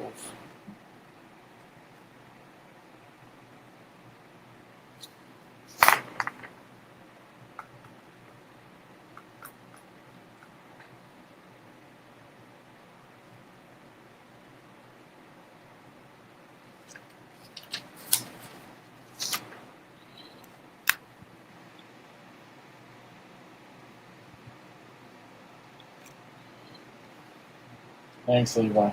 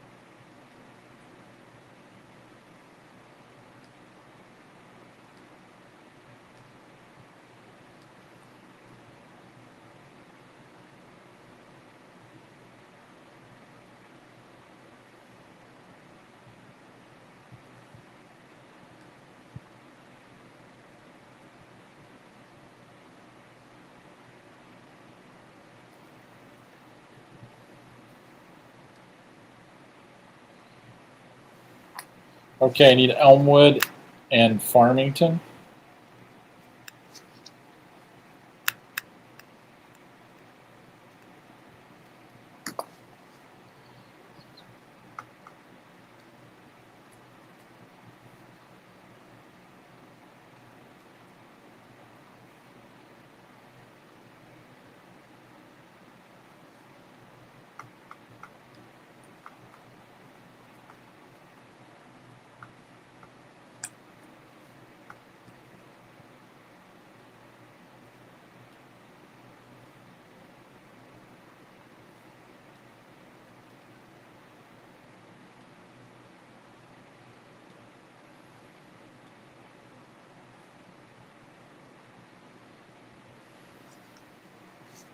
and Knoxville, Lewiston.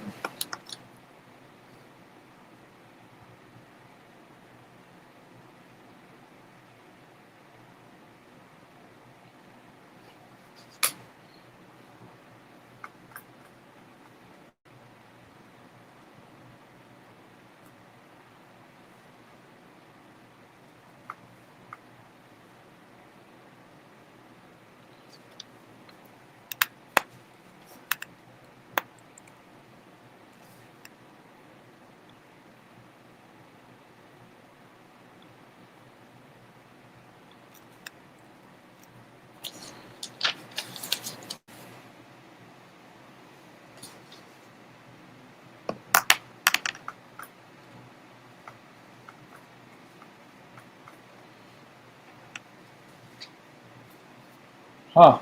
Interesting. Thanks for that, weather. And then Monmouth United in Havana.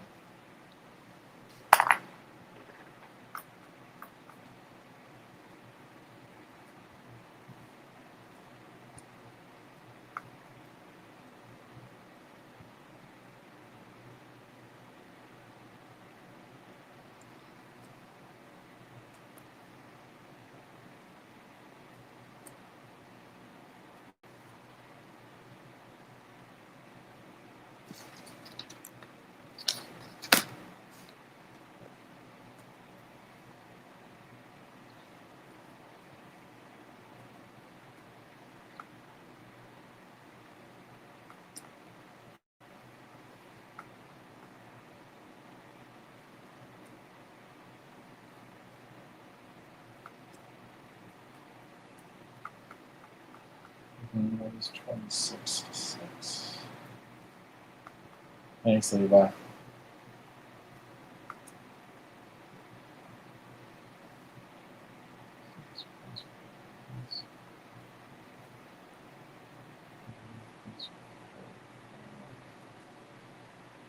Okay.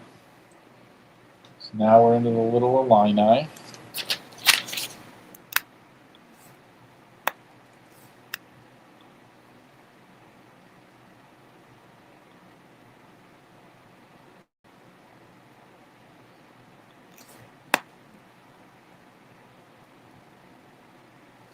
Casey Westfield over Tuscola, 2016.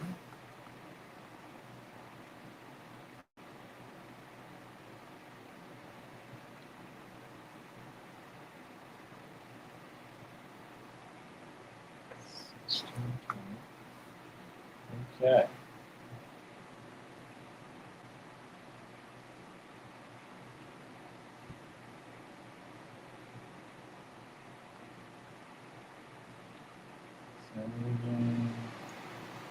Robinson and Benton, that was a blowout. Yep, 63. Okay, on to the middle lineup.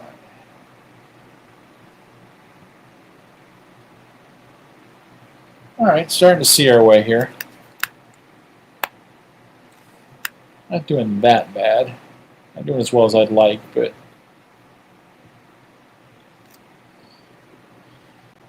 okay, Belleville East meets Pekin. 226.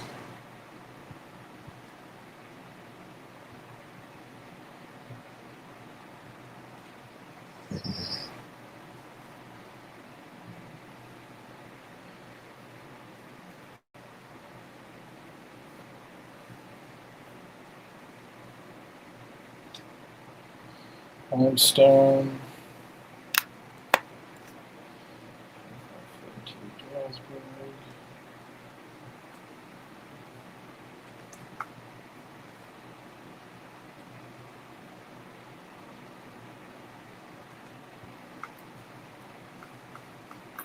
Okay.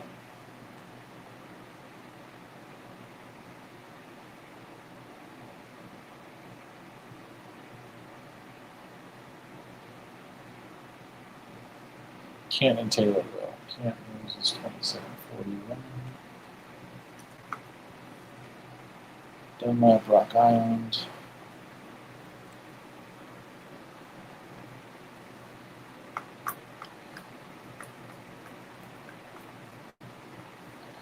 Okay, looking for Dunlap and Rock Island.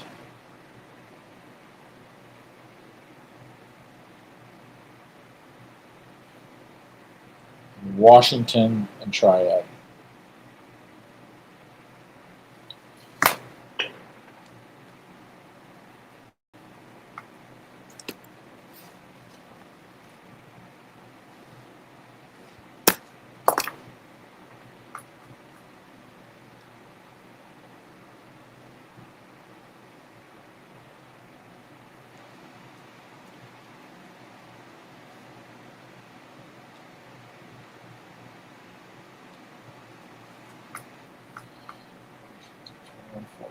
Thank you, Levi.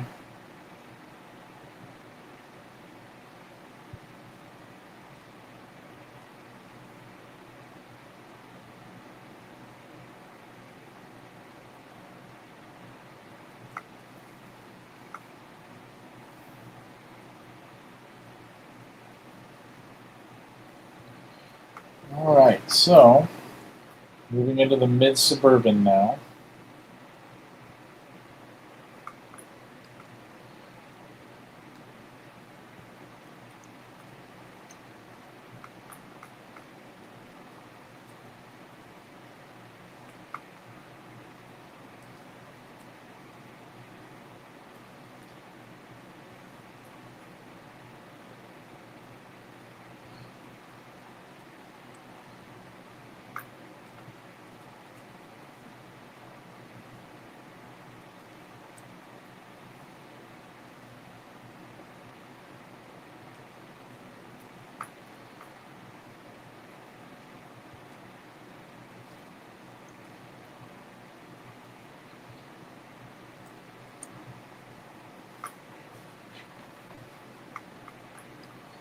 Okay.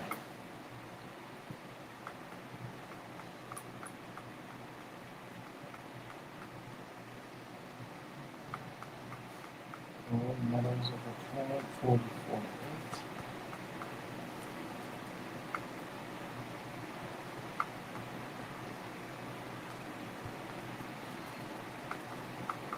$62 to 6 for Hawkman States. Okay. So now we're done with the mid-suburban. On to the Mississippi. Honestly, I think I'm only looking for one score here.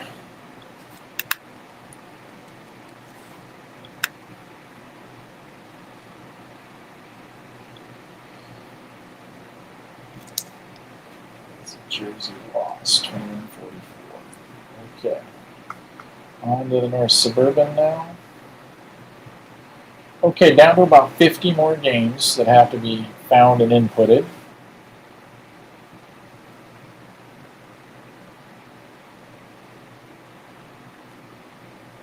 Maybe more like 75, but still not too bad.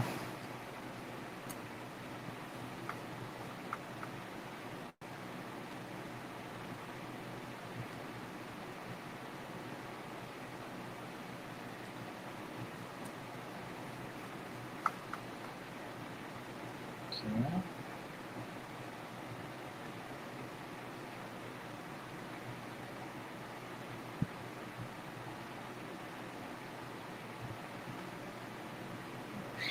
Over Waukegan.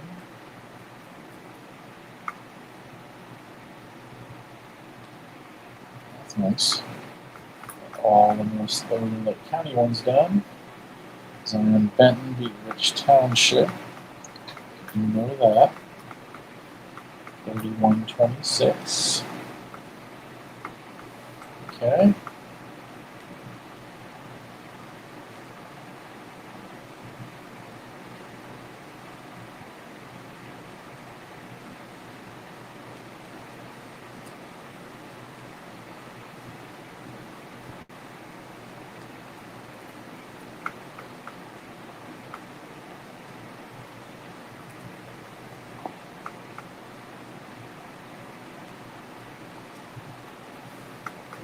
Okay. So, out of the North Suburban into the Northern Illinois. I think it might be both, but I still think Coal City's pretty good. It's a tough road trip. It's a good team, still trying to maybe find its identity a little bit without Landon Benson. So I think he's the program's all-time leading rusher and kind of did everything for him last year. So not having him there is trying to figure it out. So, all right, so looks like I'm going to need some help in the Northern Illinois.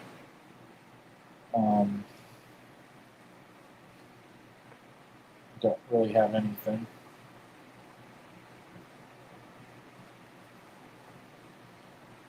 Auburn. So those Saturday games.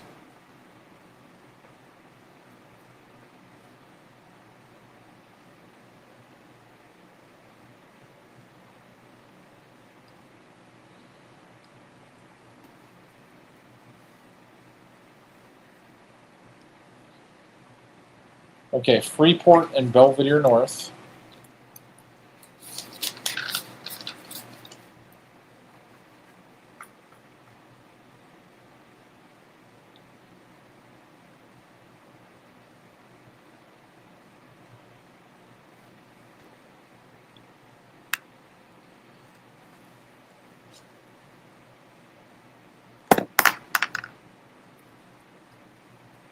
Jefferson and Hononegah.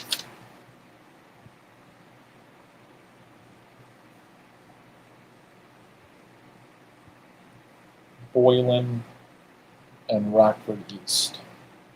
Okay. So, Belvedere North, 21-0 over Freeport.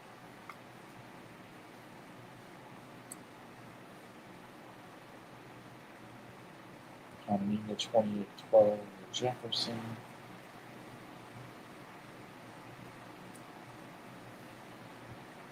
Boylan 21-7 over East.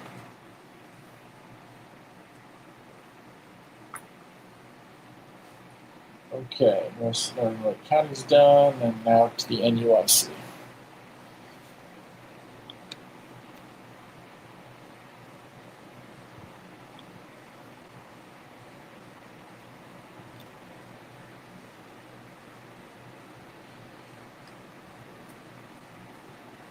Okay, looking for an Eastland Pearl City Morrison score.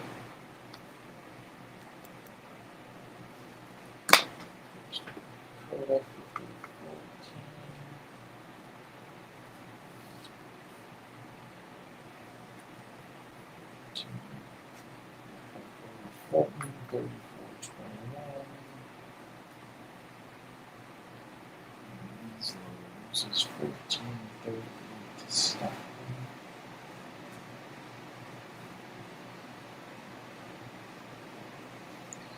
PC 22.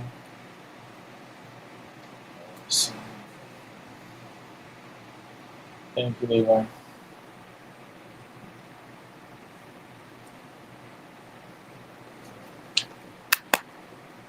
And then Galena 1, 34-14. Okay. So on to the Sangamo.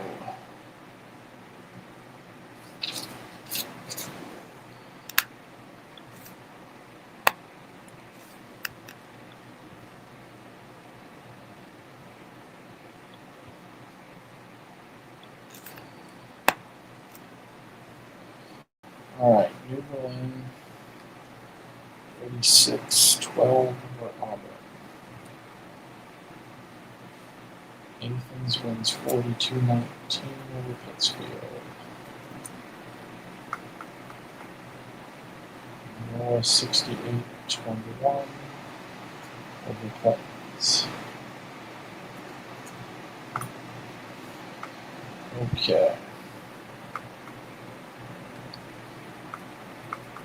I know that Olympia beat Riverton tonight.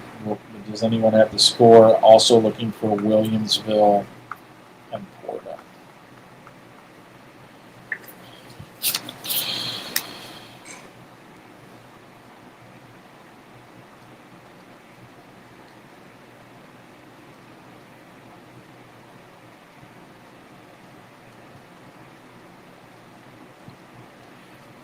Okay. Next up is the Southern Illinois River. 46-20. Thank you, Levi.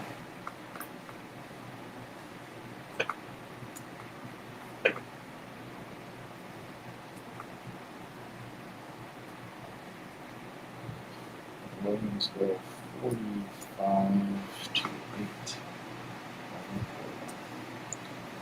Okay. Alright, so now starting to see the end of this.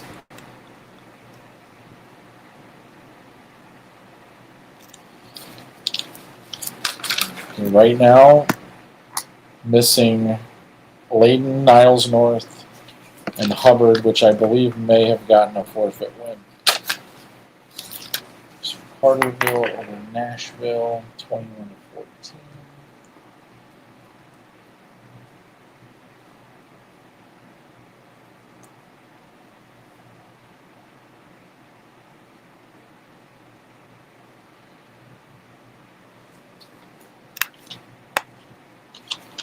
Corning over Harrisburg, 41-0.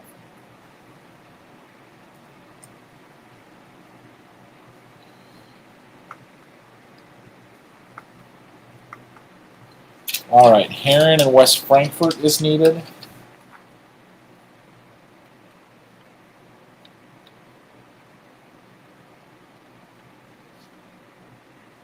And Murfreesboro and AJ.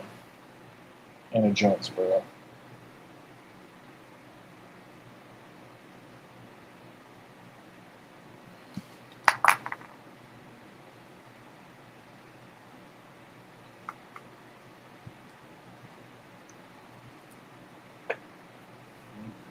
Six, 14.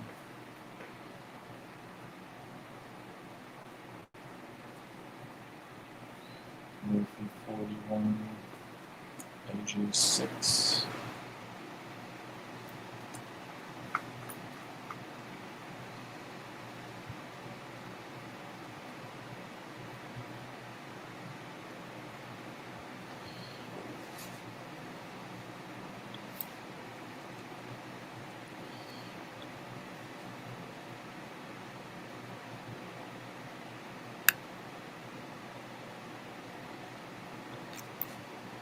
I also need a Massac County Ballard Memorial score.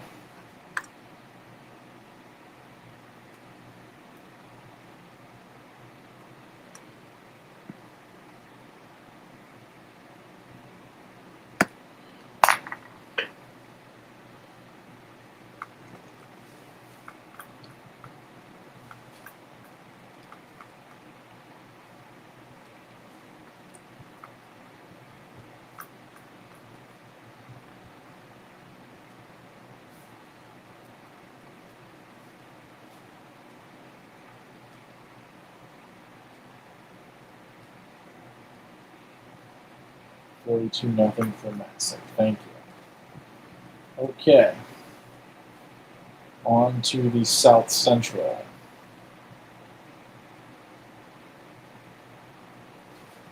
Six.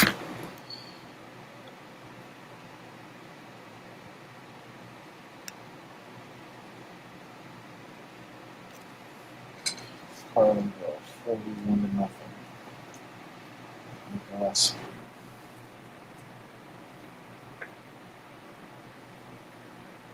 Greenville, 49-21. Litchfield.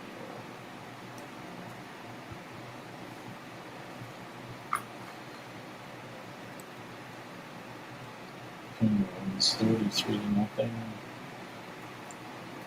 Over Southwestern. Staunton wins 41-20 over North Mac.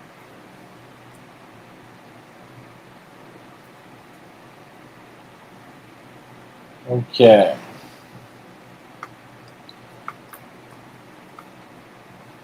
Looking for Vandalia and Hillsboro.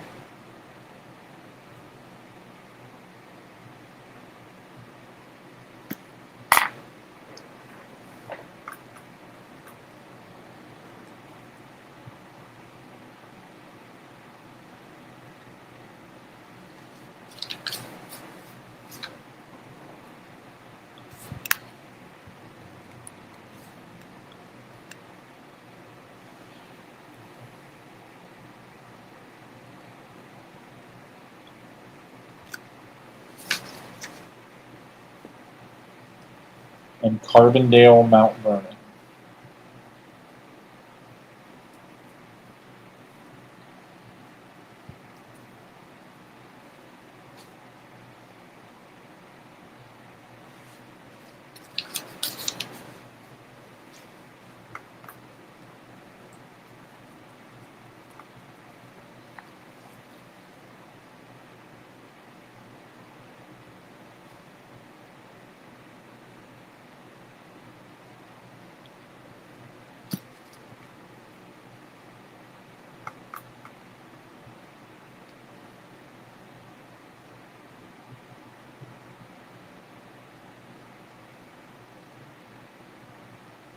Wow.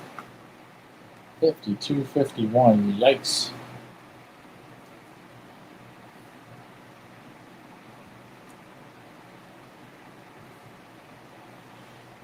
Okay.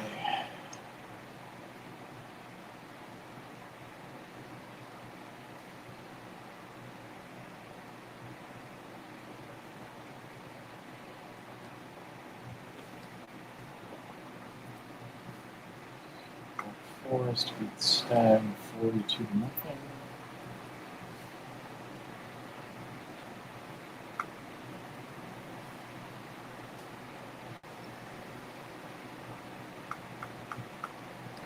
Romeoville off to a 2-0 start.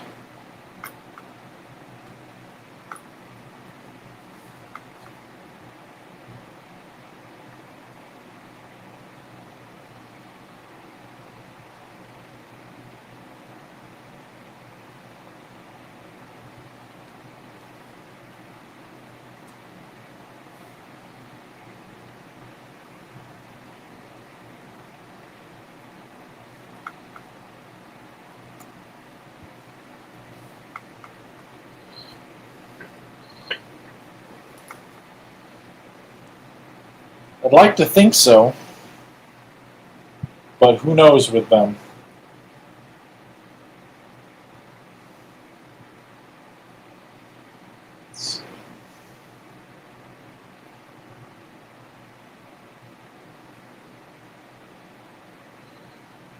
Okay.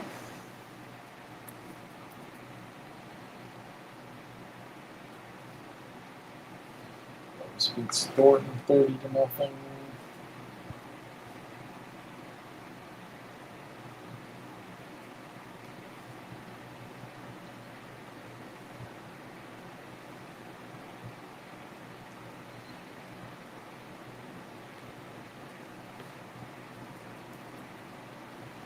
$47.6 for Oaklawn over Thornridge.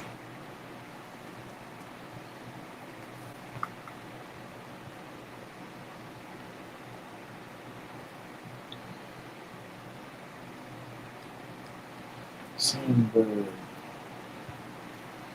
27-7 over Richards.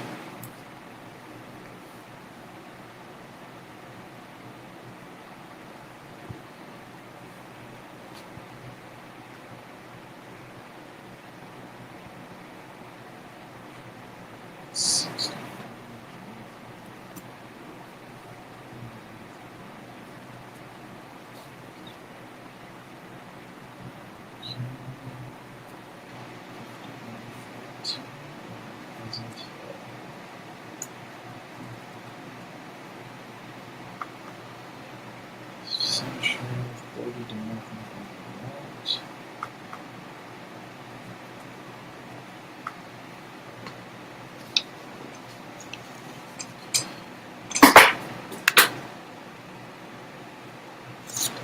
And Newry 22-21.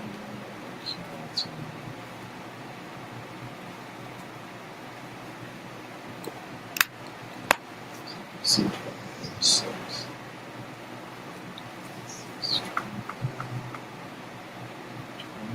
Six. All right. We're getting down to the nitty gritty here.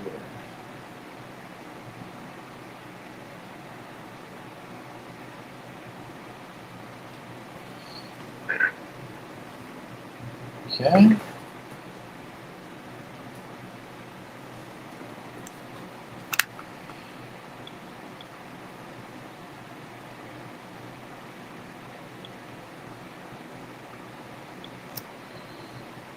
All right, looking for a Geneseo Assumption score from tonight.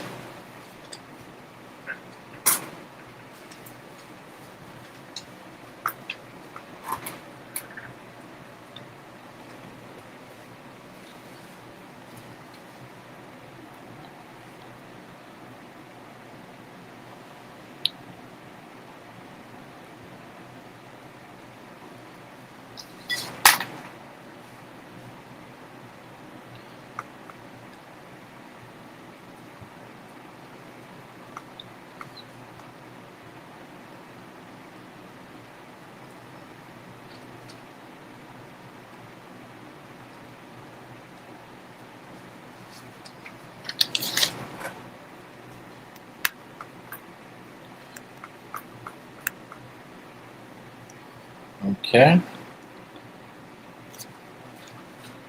Geneseo wins 26-18. Got it.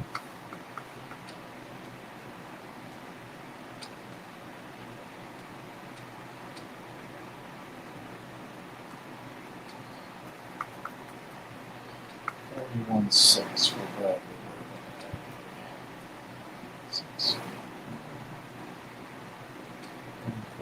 41.6.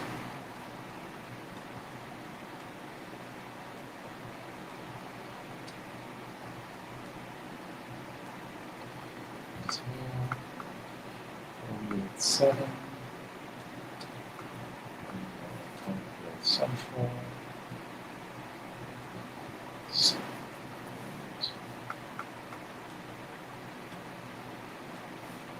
Okay.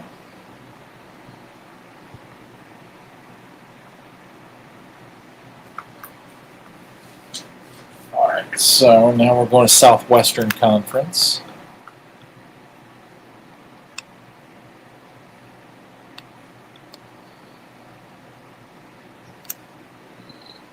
Okay, looking for Alton and Quincy.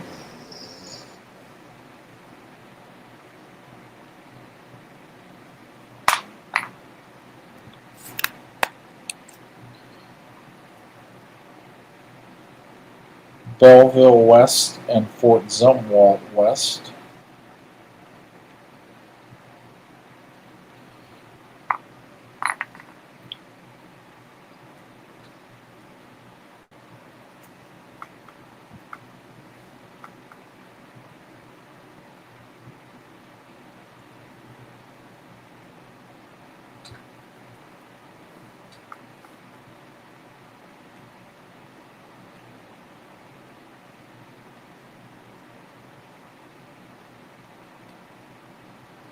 All right, down to about 25 games now.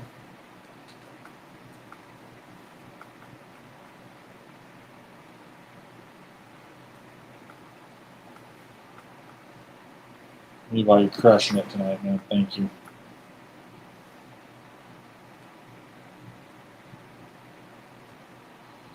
Okay.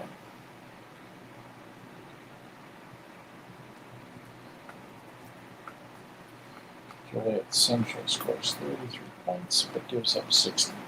So 64, 33.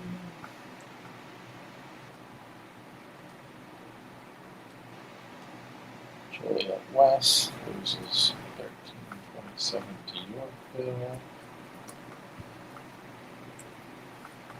Okay. So now we're moving into the Three Rivers Conference. So by my count,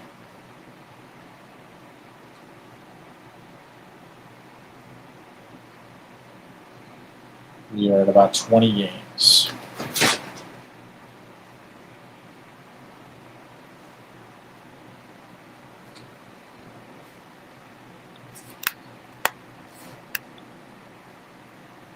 Yep, saw that one. Thanks, Brian.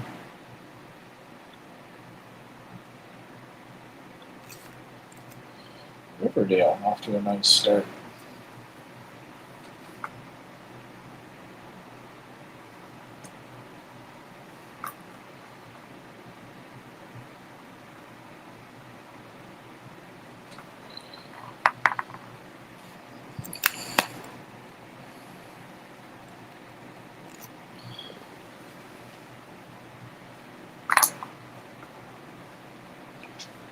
Okay, I got a whole mess of stuff in the Three Rivers that I don't currently have.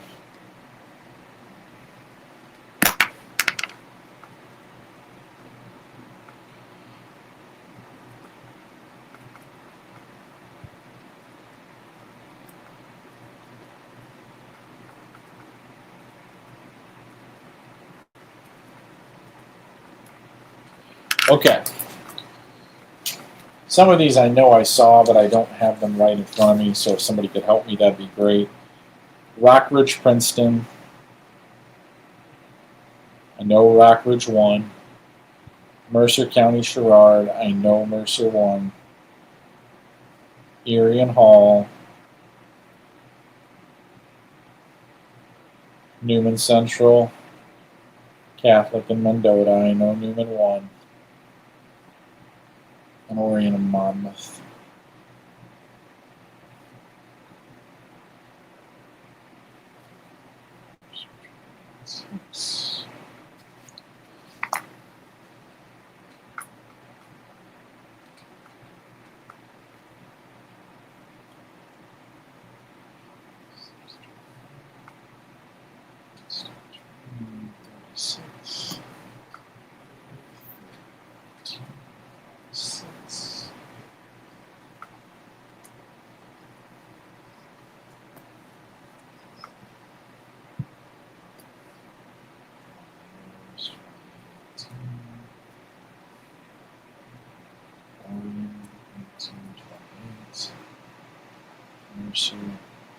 Yep, that's all of them. Thank you, sir.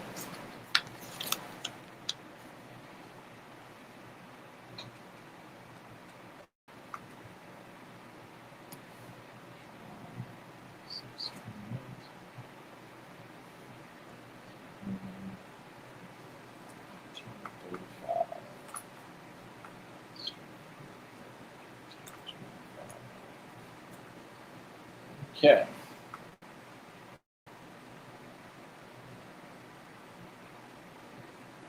Very little left here, guys. Looks like about 15 games.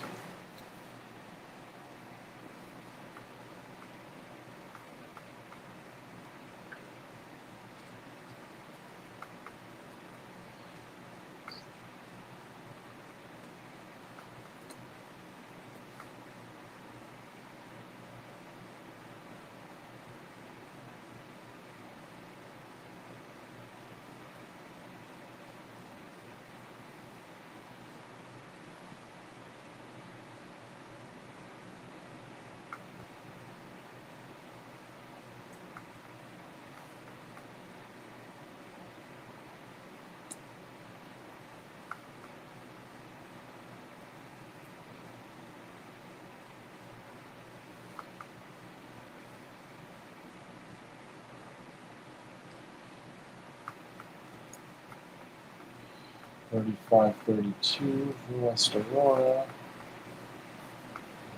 Lombard East. $32.35.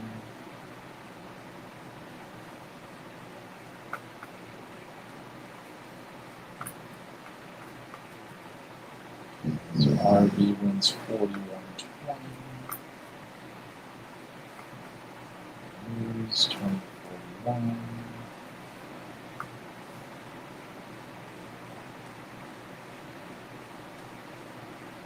Okay.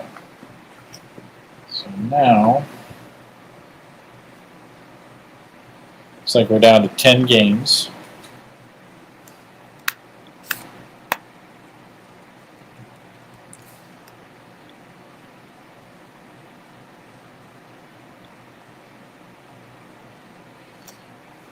Salt Fork wins 41-0 over Hoopston.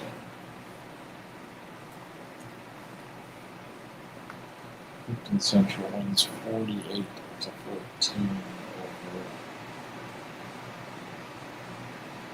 That's already in there. Oakwood. 51-8 over Georgetown.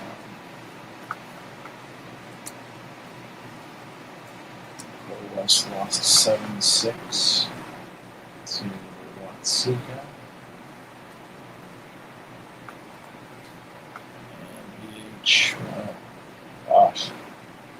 49-8 win for Westville. Oh, goodness. Bismarck Heading is 0-2. Got beaten soundly. Yikes. Okay. So now, very small handful here. Looks like about 6 games that I have to try to track down.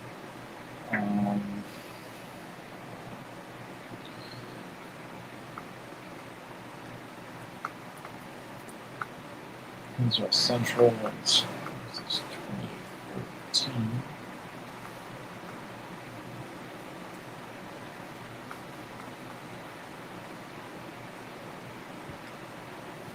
York, 30 week 3 over Plainfield North.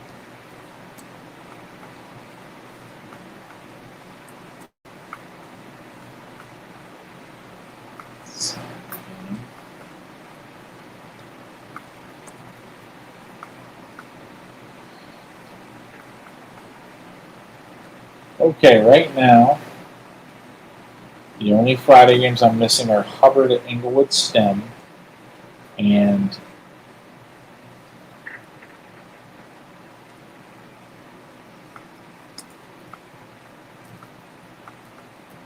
Leiden and Niles North. And I've got 2 more scores to check.